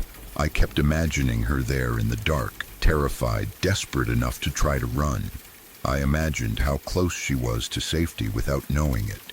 How close she was to someone who might have been able to help. Even if just by making noise, by being seen, by interrupting what was happening. The guilt settled in slowly, but deeply. I know logically that I didn't know what was happening. I know that I had no reason to assume the worst. I know that I was a tired new mother, alone at night, doing what felt safe and reasonable. But guilt doesn't listen to logic, it whispers. It tells you that if you had done one thing differently, someone else might still be alive. The man confessed. There was no mystery about his guilt. No doubt. He admitted to what he had done. Eventually, he was executed for his crimes. Some people found comfort in that. Justice, they called it. Closure. For me, it didn't erase the feeling. Afterward, investigators began looking into his past more closely. That's when another chilling possibility emerged. They believed he may have been responsible for the death of his wife several years earlier. At the time, her death hadn't been clearly labeled as murder. But with what they now knew about him, with his confession and the pattern of violence, it took on a new meaning. The idea that he had lived among people, worked a normal job, managed a restaurant, smiled at customers, all while carrying that capacity for violence, made my skin crawl. It made me question how well we ever really know the people around us. What haunted me most was how ordinary everything had seemed. That night didn't feel like a scene from a crime story. It felt like a normal interruption. Dogs barking, a car at a stop sign, a moment of alertness that faded just as quickly as it came. Nothing dramatic, nothing obvious. And yet someone was dying just yards away. For a long time after that, I struggled with sleep. Every bark from the dog sent my heart racing. Every car slowing down on the road made me tense. I started turning on lights more often, checking windows, listening harder. I became hyper-aware of my surroundings, especially at night. Motherhood amplified everything. I would look at my child and feel a wave of fear crash over me. Fear of how fragile life is. Fear of how quickly everything can change. Fear of the fact that evil doesn't always announce itself loudly. Sometimes it slips through quietly, disguised as normalcy. The dogs never barked like that again. That fact alone stays with me. They sensed something that night, something wrong enough to make them react in a way they never had before. They knew in the way animals sometimes seem to know things we don't. They tried to warn me. They tried to intervene in the only way they could. And maybe they did. I don't know if their barking scared him enough to make him leave faster. I don't know if those few seconds mattered at all. I don't know if anything could have changed the outcome once he decided to act. But I hold on to the idea that the dogs did something, even if it was small. Still, the regret remains. Not loud, not constant, but present. Every so often it surfaces when I drive past that spot. When I hear about another missing girl. When I see a car idling too long at an intersection at night. When I remember how close danger can be without anyone realizing it. I think about her often, even though I never knew her name personally. I think about how scared she must have been, how brave she was to try to run, how unfair it was that her life ended there, in the dark, on a quiet country road. I think about how many moments in life pass us by without meaning, and how some moments carry weight we don't recognize until it's too late. That night taught me something I've never forgotten. Evil doesn't always look dramatic. It doesn't always arrive with noise or warning. Sometimes it stops at a sign, waits quietly, and disappears into the dark before anyone understands what they're seeing. And sometimes, the hardest... I never really celebrated my birthday growing up. It always landed in early August, right at the worst possible time if you were a kid hoping for friends to show up. It was either the last week of summer break or the last couple of days before school started again. Families were on vacation, kids were out of town, or everyone was already mentally checked out and dreading the return to school. Every year, it felt like bad timing stacked on top of bad timing. I remember asking for birthday parties when I was younger and watching my parents try to make it work. sending out invitations, planning food, cleaning the house. And then the day would come, and maybe one kid would show up. Sometimes none. Meanwhile, my brothers would have birthdays during the school year and the house would be packed. Balloons everywhere. Noise. Kids running around. Gifts piled on the table.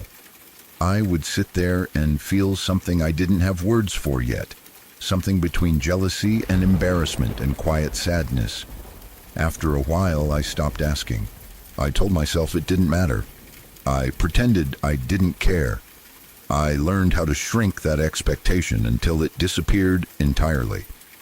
By the time I was a teenager, my birthday felt more like an inconvenience than something worth acknowledging.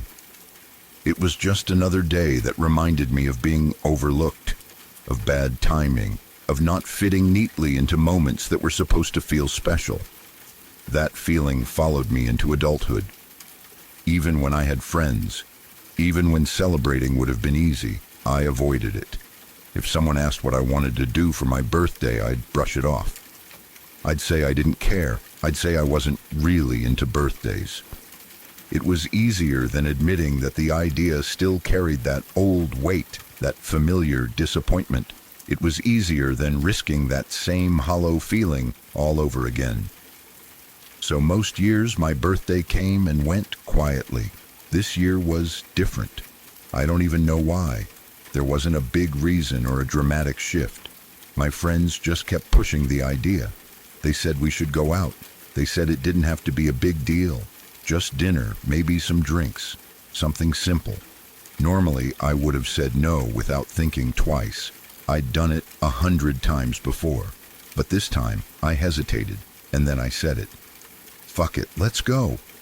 The words surprised me as much as anyone else. It felt like a small rebellion against my own habits, against years of keeping that day emotionally locked away.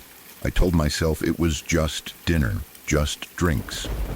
Nothing to overthink. We decided to go to Texas Roadhouse first. It was loud, busy, exactly what you'd expect. The smell of grilled meat hit you as soon as you walked in. Country music playing softly in the background. People laughing. Servers weaving between tables with baskets of rolls and trays of drinks. It felt normal, comforting even. We ordered food and then drinks, and then more drinks. I ended up eating way too much. Steak, sides, bread. I drank more than I usually would too. Strong margaritas that didn't taste strong until you stood up. By the time we were done, we were full, tired, and pleasantly dulled. That kind of exhaustion where the idea of changing clothes and going somewhere else feels like too much effort. We had talked earlier about going out afterward, the Oregon District bars, the usual weekend spot. It was the place we spent most weekends, the place we knew well. It felt familiar, safe, routine. But sitting there at the table, none of us wanted to move. Someone said they were too full. Someone else said they were tired. Another person laughed and said they'd rather just go home and pass out. One by one, the plan quietly died. No argument, no disappointment, just a collective agreement that the night had already been enough. So we paid the bill, hugged in the parking lot, and went our separate ways. I went home, kicked off my shoes, and fell asleep without thinking much about it. In my mind, it had been a good night. Not exciting, not dramatic, just good. Food, friends, laughter. A birthday that didn't hurt. At around 2 a.m., I woke up. At first, I didn't know why. The room felt strange, like something had pulled me out of sleep abruptly. The TV was on, low volume, something I must have left playing without realizing it. I was still half asleep when the words started to register. Mass shooting in the Oregon District. For a split second, I thought I was dreaming. My brain tried to reject it, to shove it back into sleep where things didn't make sense and didn't matter. I blinked a few times, staring at the screen, my heart starting to beat faster. The words didn't go away. They sharpened. Then it hit me. The Oregon District. The place we had planned to go, the place we spent our weekends. The place that felt like home in a casual, social way. The place that was only a couple miles from where I lived. I sat up in bed. The news anchor's voice was steady, professional, almost detached. Details started coming in. Shots fired. Multiple victims, chaos, police response. My stomach dropped as the reality settled in. This wasn't some far-off place. This wasn't something happening somewhere else to other people. This was my area. This was where we were supposed to be. I grabbed my phone, my hand shaking slightly as I checked messages. Group chats were already lighting up. Everyone was awake now. Everyone was asking the same questions. Are you okay? Did you hear? Holy shit. We were supposed to be there. I lay back against the headboard, staring at the wall as the weight of it all pressed down on me. If we hadn't gone to dinner, if we hadn't eaten too much, if we hadn't had those drinks, if one person hadn't said they were tired, if I had said no to dinner and yes to going out like usual, if everything had gone the way it normally did, we would have been there. That realization didn't come all at once. It unfolded slowly, painfully, as my mind replayed the night over and over again. I could picture us walking down those streets, standing in lines, laughing, checking our phones, existing in that space without a second thought. I kept thinking about how ordinary the reasons were that kept us away. A couple ounces of steak, a few strong margaritas, full stomachs, laziness, comfort, nothing heroic, nothing intentional, just chance. That's the part that messes with me the most. It wasn't a decision to stay safe. It wasn't a gut feeling or a warning or some deep intuition. It was just life unfolding in a slightly different direction. The kind of direction that usually doesn't matter at all until suddenly it matters more than anything. I watched the coverage until I couldn't anymore. Names hadn't been released yet, faces blurred, sirens flashing, crowds gathered behind police tape. I recognized the streets, the buildings, the places where I'd laughed, where I'd celebrated other people's birthdays, where I'd spent ordinary nights without ever thinking they could turn into something like this. Eventually, I turned the TV off. The room felt too quiet after that. My thoughts were too loud. I didn't sleep much for the rest of the night. Every time I closed my eyes, I imagined alternate versions of the evening. Versions where we went out anyway. Versions where I woke up to messages asking if I was alive instead of safe at home in my bed. In the days that followed, the feeling didn't go away.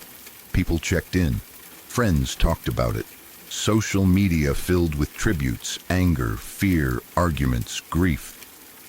Life moved forward the way it always does after something terrible happens. But I felt stuck in that moment, stuck in the realization of how close we came without ever knowing it. I started waking up every day with a strange heaviness. Not fear, exactly. Not guilt in the traditional sense. Something quieter and harder to define. A sense of being slightly out of place in my own life. Like I had stepped sideways out of a different future and didn't know what to do with that knowledge. I thought about birthdays differently after that. I thought about how close I came to never having another one.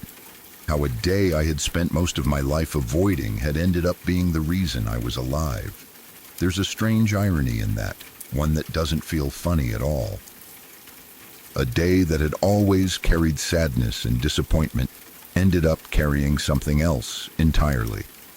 I didn't feel grateful in the way people expect you to feel. I felt unsettled. Gratitude implies a sense of purpose, like something happened for a reason. This didn't feel like that. This felt random and unfair. For every person who stayed home because they were tired or full, there were others who didn't. For every life that continued, there were lives that ended for no reason at all. I think about them a lot. I think about the people who went out that night expecting nothing more than a normal weekend. People who were laughing, checking their phones, ordering drinks, making plans for the next day. People who didn't know their lives were about to end or change forever. and then I think about how close I was to being among them.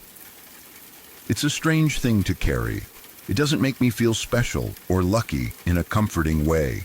It makes me feel fragile, aware. It reminds me that the line between before and after can be as thin as a dinner decision, as insignificant as being too full to walk another block. I don't celebrate my birthday now either, but I think about it differently. It no longer feels like a reminder of being forgotten. It feels like a quiet marker, a line in my life where everything could have stopped and didn't. I don't make a big deal out of it. I don't throw parties. I don't post about it. I just notice it. Every year when it comes around, I remember that night. I remember waking up to the news. I remember the way my heart sank when I realized where it had happened. I remember the cold, hollow feeling that followed, and I carry it with me. Not as fear, but as awareness, because now I know in a way I didn't before that sometimes survival has nothing to do with strength or intelligence or preparation. Sometimes it's just steak and margaritas. Sometimes it's exhaustion. Sometimes it's someone saying, "I'm good, let's just go home." And sometimes you wake up the next day feeling off, not because something happened to you, but because something almost did. That feeling doesn't go away easily. It lingers in the background of your life, a quiet reminder that there are countless versions of any given night, and you only ever experience one of them.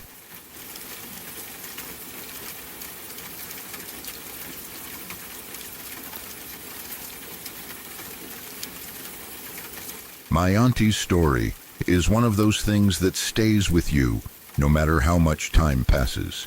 It isn't loud or dramatic in the way people expect tragedy to be. There are no warning signs that line up neatly, no moment where you can point and say, "That's when everything went wrong." It starts quietly, in a normal house, on a normal night, with nothing that feels unusual until it's already far too late. She was downstairs watching television that evening, just sitting there, trying to unwind the way people do at the end of the day. The house was calm. Everyone else was in bed. The lights were low, and the only real sound was whatever was playing on the TV and the faint, familiar noises of a house settling, the kind of night that blends into every other night and leaves no mark on your memory. Then she heard a noise upstairs. At first, it barely registered. Houses make sounds. Floorboards creak, pipes shift, kids move around in their sleep. Especially at night, when everything else is quiet, even the smallest noise can seem louder than it really is. She didn't jump up right away or feel alarmed. She assumed it was nothing. But then it happened again. And again. Not loud, but consistent enough to be noticed. Something about it caught her attention in a way that made it hard to ignore. She muted the TV and listened. The noise came from upstairs, somewhere near the staircase. It wasn't crashing or banging, just a repeated sound that didn't fit neatly into the usual category of nighttime house noises. Still, she didn't panic. She didn't assume the worst. She was a mother, and like most parents, her first instinct was that one of the kids was out of bed when they shouldn't be. Maybe he'd gotten up for water. Maybe he couldn't sleep. Maybe he was messing around when he was supposed to be in bed. So she got up to check. She walked toward the staircase, calling his name casually, already forming the words she'd use to tell him off for being up so late. As she reached the bottom of the stairs, she looked up, expecting to see movement or maybe to hear him respond. That's when she saw him. He was standing at the top of the stairs. From where she was, she could only just make him out in the dim light. The moonlight from upstairs filtered into the hallway, outlining his shape. He was completely still, facing down toward her, just standing there on the top step. For a moment, it looked exactly like what she had expected to see. A child caught out of bed, a kid frozen in place because they'd been spotted. It's such a familiar image that her brain didn't question it right away. She told him off. She told him to get back into bed. She spoke in that automatic, half annoyed, half tired parent voice, already ready to turn around and go back downstairs once he obeyed. He didn't move. She frowned, slightly irritated now, and told him again. Still no response. He didn't speak. He didn't shift his weight. He didn't react at all. That was when she started to think maybe he was sleepwalking. It would explain the silence, the blank stillness, the way he didn't answer her. Sleepwalking is strange, but not unheard of, and in that moment it was still a comforting explanation. Something odd, but not dangerous. She started walking up the stairs toward him. As she climbed, she kept talking, telling him to wake up, telling him to go back to bed, trying to get some kind of reaction. The closer she got, the more wrong it felt. He didn't sway or shift the way someone normally would when standing. He didn't respond to her voice at all. He just stood there, motionless, his outline sharp in the moonlight. Halfway up, something caught her eye. There was a cord. At first, her mind didn't understand what she was seeing. The cord seemed to disappear behind his head, blending into the darkness. It didn't make sense in the context her brain was still clinging to. She kept climbing, each step bringing clarity she didn't want. When she reached the top of the stairs, the truth hit her all at once. His feet weren't on the carpet. They were just barely above it, only a few millimeters. So close that from the bottom of the stairs, it had looked like he was standing normally. The angle, the lighting, the way the upstairs hallway wrapped around the staircase, all of it had combined to create a horrific illusion. He hadn't been standing there. He had been hanging. He had managed it in such a way that his body appeared upright, still, almost peaceful at a glance.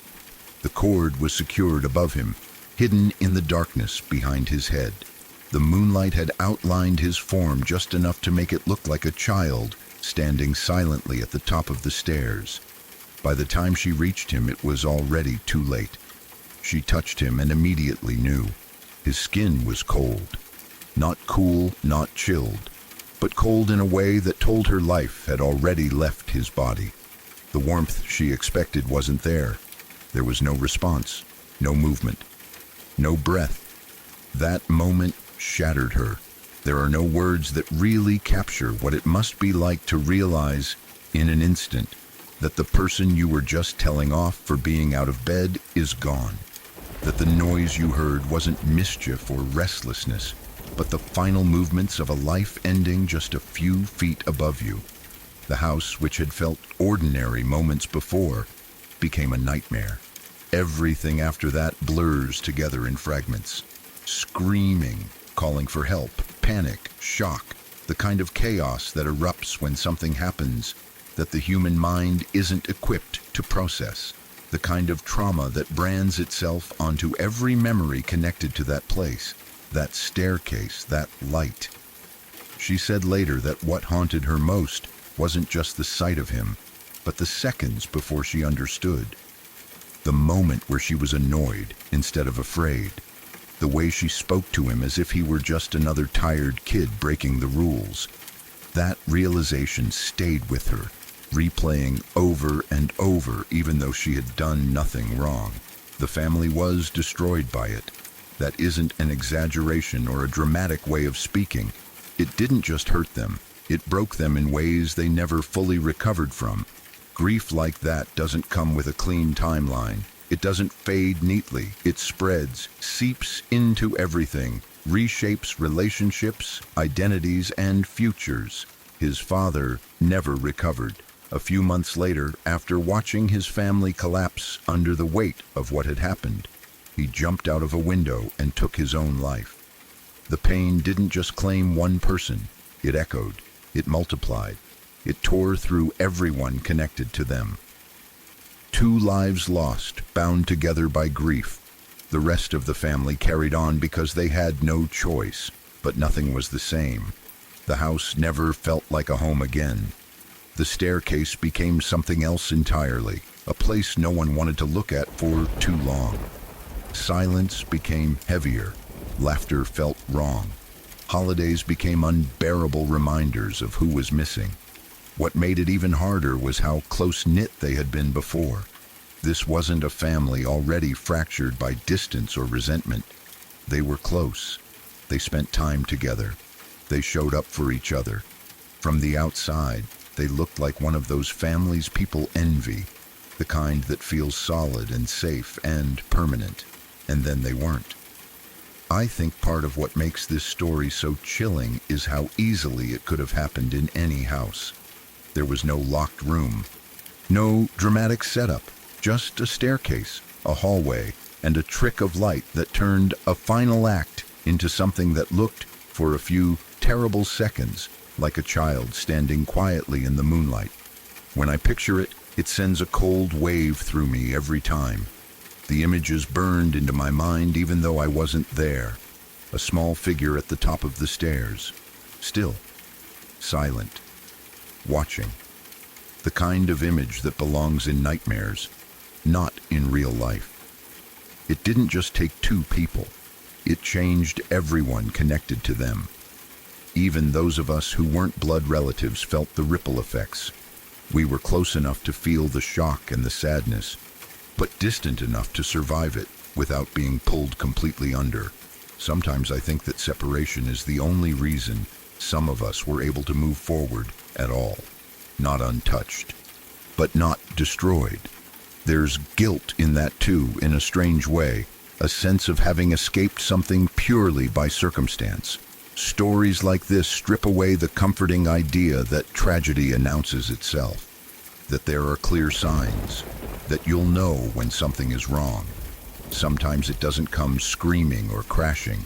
Sometimes it sounds like a small noise upstairs. Sometimes it looks like a child standing still in the moonlight.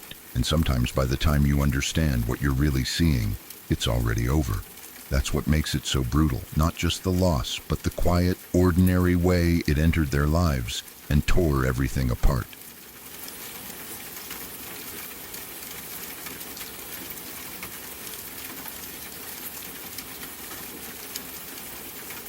It happened in 2008 on a Greyhound bus traveling through rural Manitoba. The bus was headed west, cutting through long stretches of open road where there is nothing but fields, sky, and the sense that you are far from help. These routes are quiet. People sleep, listen to music, stare out windows, or just try to pass the time. There's a strange intimacy to long-distance buses. You're surrounded by strangers, but you trust the shared understanding that everyone just wants to get home safely. Tim McLean was one of those passengers. He was young, only in his early 20s, and he was on his way home. Like many people on long rides, he had fallen asleep in his seat. There was nothing unusual about him, nothing that marked him out. He wasn't arguing with anyone, wasn't drinking, wasn't causing trouble. He was just sleeping, unaware that his life was about to end in one of the most horrifying ways imaginable. Sitting nearby was another passenger, a man named Vincent Lee. To the people around him, he appeared quiet, withdrawn, and odd in a way that didn't immediately raise alarms. On buses, especially long ones, you see all kinds of people. Silence isn't suspicious. Keeping to yourself isn't unusual. No one had a reason to think that anything was about to happen. Without warning, Lee stood up. There was no shouting, no argument, no visible trigger that anyone could point to afterward. He simply took out a large knife and began stabbing Tim McLean as he slept. The attack was sudden and violent, and it took a few seconds for the other passengers to even understand what they were seeing. At first, some thought it was a fight or a medical emergency, or something they couldn't quite process yet. Then the screaming started. People realized immediately that this was not something they could stop. There was no security on the bus, no barrier, no way to intervene safely. Panic took over, the kind that spreads instantly and leaves no room for reasoned thought. Passengers rushed toward the front of the bus, toward the exit, desperate to get away from what was unfolding behind them. The driver stopped the bus. People poured out onto the roadside, some barefoot, some crying, some in shock. In the chaos, they managed to barricade the door from the outside, trapping Lee inside the bus. It was a desperate, instinctive move, fueled by fear and the hope that at least they could prevent him from reaching anyone else. They waited outside. That detail is one of the most disturbing parts of the story. The passengers didn't escape and immediately find safety or relief. They were stuck there, standing on the side of a dark rural road, watching through the bus windows as something unspeakable continued inside. They could hear noises, they could see movement. They knew Tim was already gone, but what they witnessed next went beyond anything most people could imagine.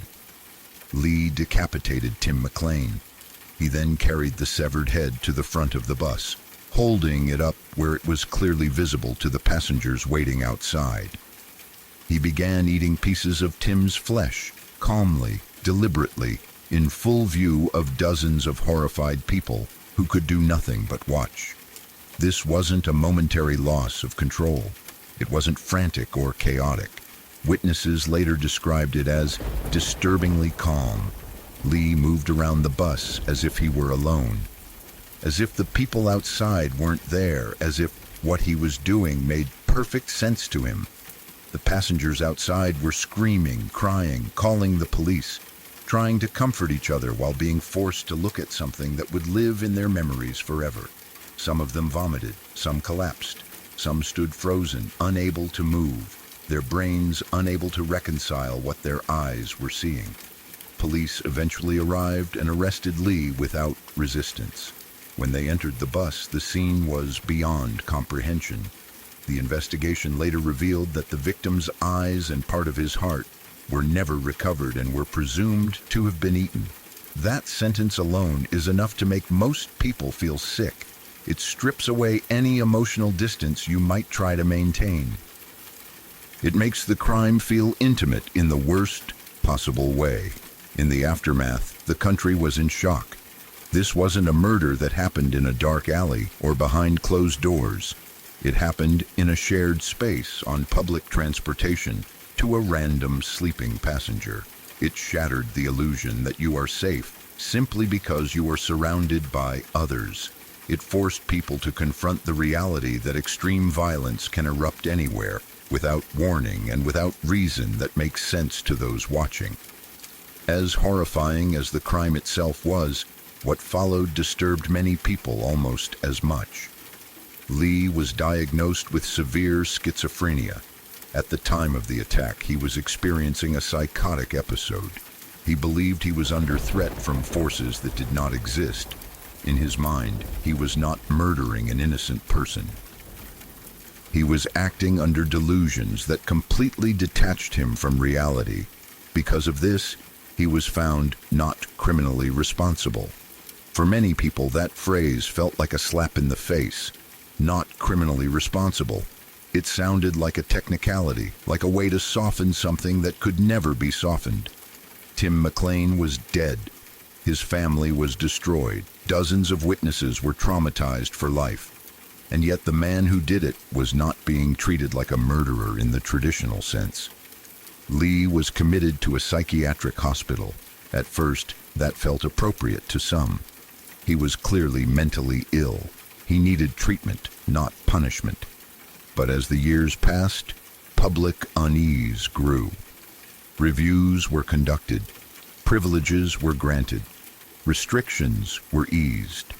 He was allowed supervised outings, then unsupervised ones. Eventually, his name was changed, and he was granted full release. 9 years after the attack, Vincent Lee was a free man. That fact alone is enough to make many people feel physically ill. To the public, it felt impossibly fast. 9 years for an act so extreme that it had become infamous worldwide. 9 years after a crime that had permanently scarred everyone who witnessed it and everyone who loved the victim. The idea that someone who had committed such an act could walk free again was something many people simply could not accept. Tim McLean's family spoke out about their pain, their anger, and their sense of betrayal by the system. They weren't denying that mental illness played a role. They weren't asking for cruelty. They were asking how anyone could feel safe knowing that the man who killed their son in such a horrific way was back in the world. That question still hangs in the air. The case forces people into uncomfortable territory. On one side, there is the reality of severe mental illness, the understanding that people in psychosis are not operating with free will in the way society normally defines it. On the other side, there is the undeniable harm done, the irreversible loss, and the fear that something like this could happen again. There is no answer that satisfies everyone. For the passengers who were on that bus, life was never the same. Many suffered from severe post-traumatic stress. Some couldn't ride buses anymore. Some struggled with nightmares, anxiety, and intrusive memories. They didn't just witness violence. They were forced into prolonged exposure, trapped outside, watching through glass as the unthinkable continued. For them, the crime didn't end when the police arrived. It followed them home. It followed them into sleep. It followed them into ordinary moments, appearing without warning in flashes of memory. For Tim McLean's family, time did not heal the wound. It only changed its shape. Birthdays, holidays, and milestones became reminders of what was stolen. The public attention faded, but their grief didn't. Knowing how their son died, knowing how public and brutal it was, is a burden no parent should ever have to carry. What makes this case especially haunting is how random it was. Tim didn't know Lee. There was no connection, no history, no reason. He was simply in the wrong seat at the wrong time. That randomness is terrifying because it means there is nothing to learn that would have prevented it. No warning signs for the victim. No choices he could have made differently. It also exposed a harsh truth about public safety. On that bus, everyone was vulnerable. There was no escape plan, no defense, no protection. The only thing that stopped Lee from harming more people was the collective instinct of the passengers to barricade him inside. Even that came at a cost, forcing them to witness something no human should have to see. Years later, the story is still told and retold, not because people enjoy the horror, but because it represents something deeply unsettling about the world. It sits at the intersection of mental illness, violence, justice, and randomness in a way that refuses to resolve cleanly. When people learn that Lee was released after 9 years, the reaction is almost always disbelief.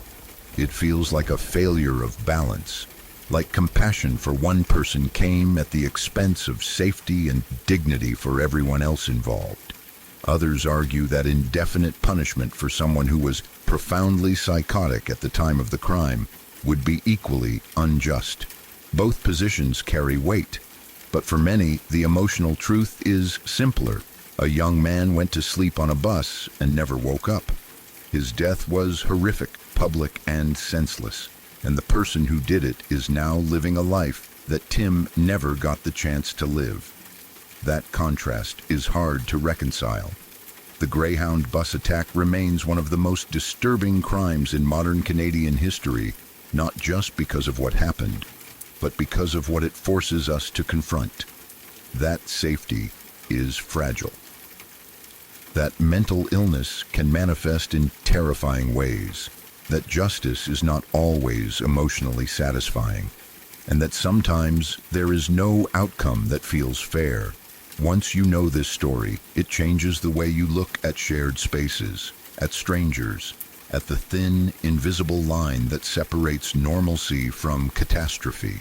It reminds you that horror doesn't always come with warning signs, and that sometimes survival and death are separated by nothing more than chance.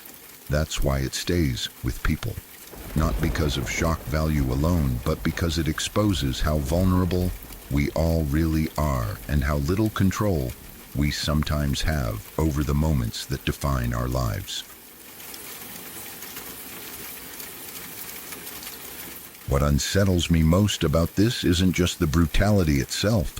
but how comfortably history seems to rearrange it when it becomes inconvenient. The Iron Guard of Romania were not abstract extremists or misunderstood radicals. They were fanatical fascists whose violence was intimate, theatrical, and deliberately sadistic. During the Bucharest pogrom, their crimes went far beyond murder. Jews were not only killed, they were humiliated, tortured, and desecrated in ways that feel almost impossible to process even now. People were hanged from meat hooks in butcher shops. Bodies were mutilated. Children were raped while dying. These weren't battlefield atrocities committed in the fog of war. They were ritualized acts of hatred meant to terrorize, dehumanize, and send a message. That alone should place the Iron Guard permanently beyond rehabilitation in the moral record. And yet, history did something grotesque with them. After the war, when Romania fell under communist control, many former Iron Guard members were not simply punished and erased. Instead, a number of them were quietly absorbed into the new system. They were recruited, consulted, and employed by the communist secret police, the Securitate. Men who had participated in fascist mass murder were suddenly useful again. Their fanaticism, their experience with repression, their willingness to brutalize enemies without hesitation, these traits didn't disappear when the ideology changed. They were repurposed. The uniform changed. The slogans changed. The cruelty didn't.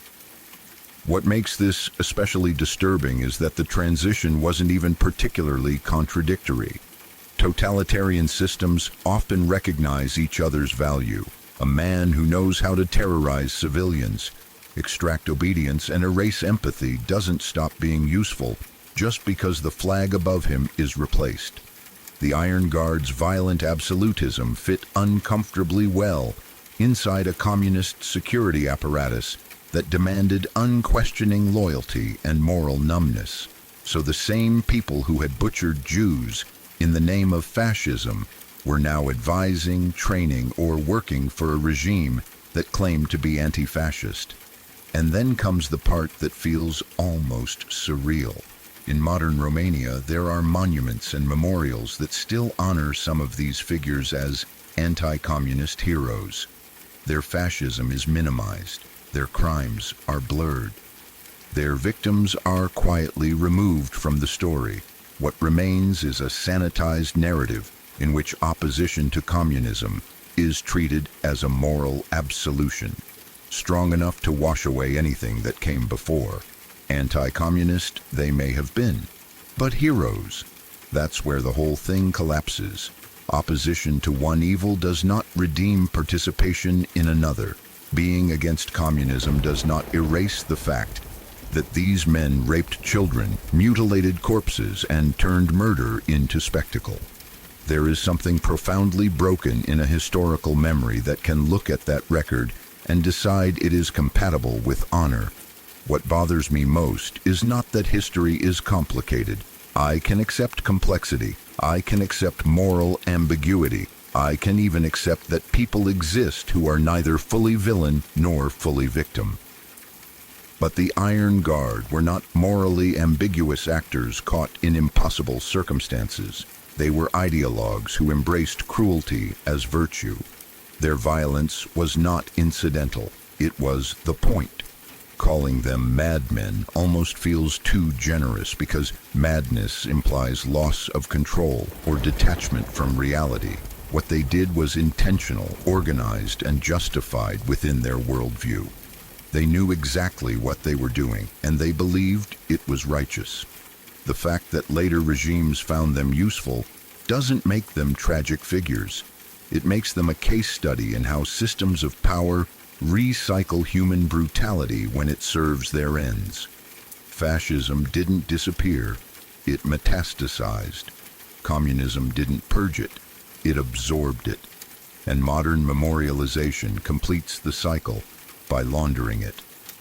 I find it especially disturbing because it exposes how selective moral memory can be. In some contexts, historical crimes are treated as unforgivable. defining forever the legacy of those who committed them. In others, those same crimes are quietly pushed aside because the perpetrators can be reframed as useful symbols in a different ideological struggle. The victims don't get monuments. The raped children don't get statues. The people hanged on meat hooks don't get their names carved into stone. Instead, the men who helped create that horror are remembered for the one thing that makes them politically convenient decades later. I wouldn't call my own worldview particularly sentimental or moralistic either. I don't need history to be comforting. I don't need heroes to be pure. But there has to be a line somewhere, a point beyond which no amount of political utility or ideological alignment can redeem a person's actions. For me, that line is crossed when cruelty becomes ritual, when violence is sexualized, when children are targeted, and when murder is turned into theater. If those acts don't permanently disqualify someone from honor, then the word honor has lost all meaning. What this history really shows is not just the horror of the Iron Guard, but the danger of treating ideology as a moral solvent. Once you decide that being against the right enemy is enough, you open the door to rehabilitating anyone, no matter how monstrous, as long as they can be pointed in the correct direction. And that, more than anything, is what makes this legacy so unsettling. Not just that these men existed, but that we are still, even now, finding ways to excuse them.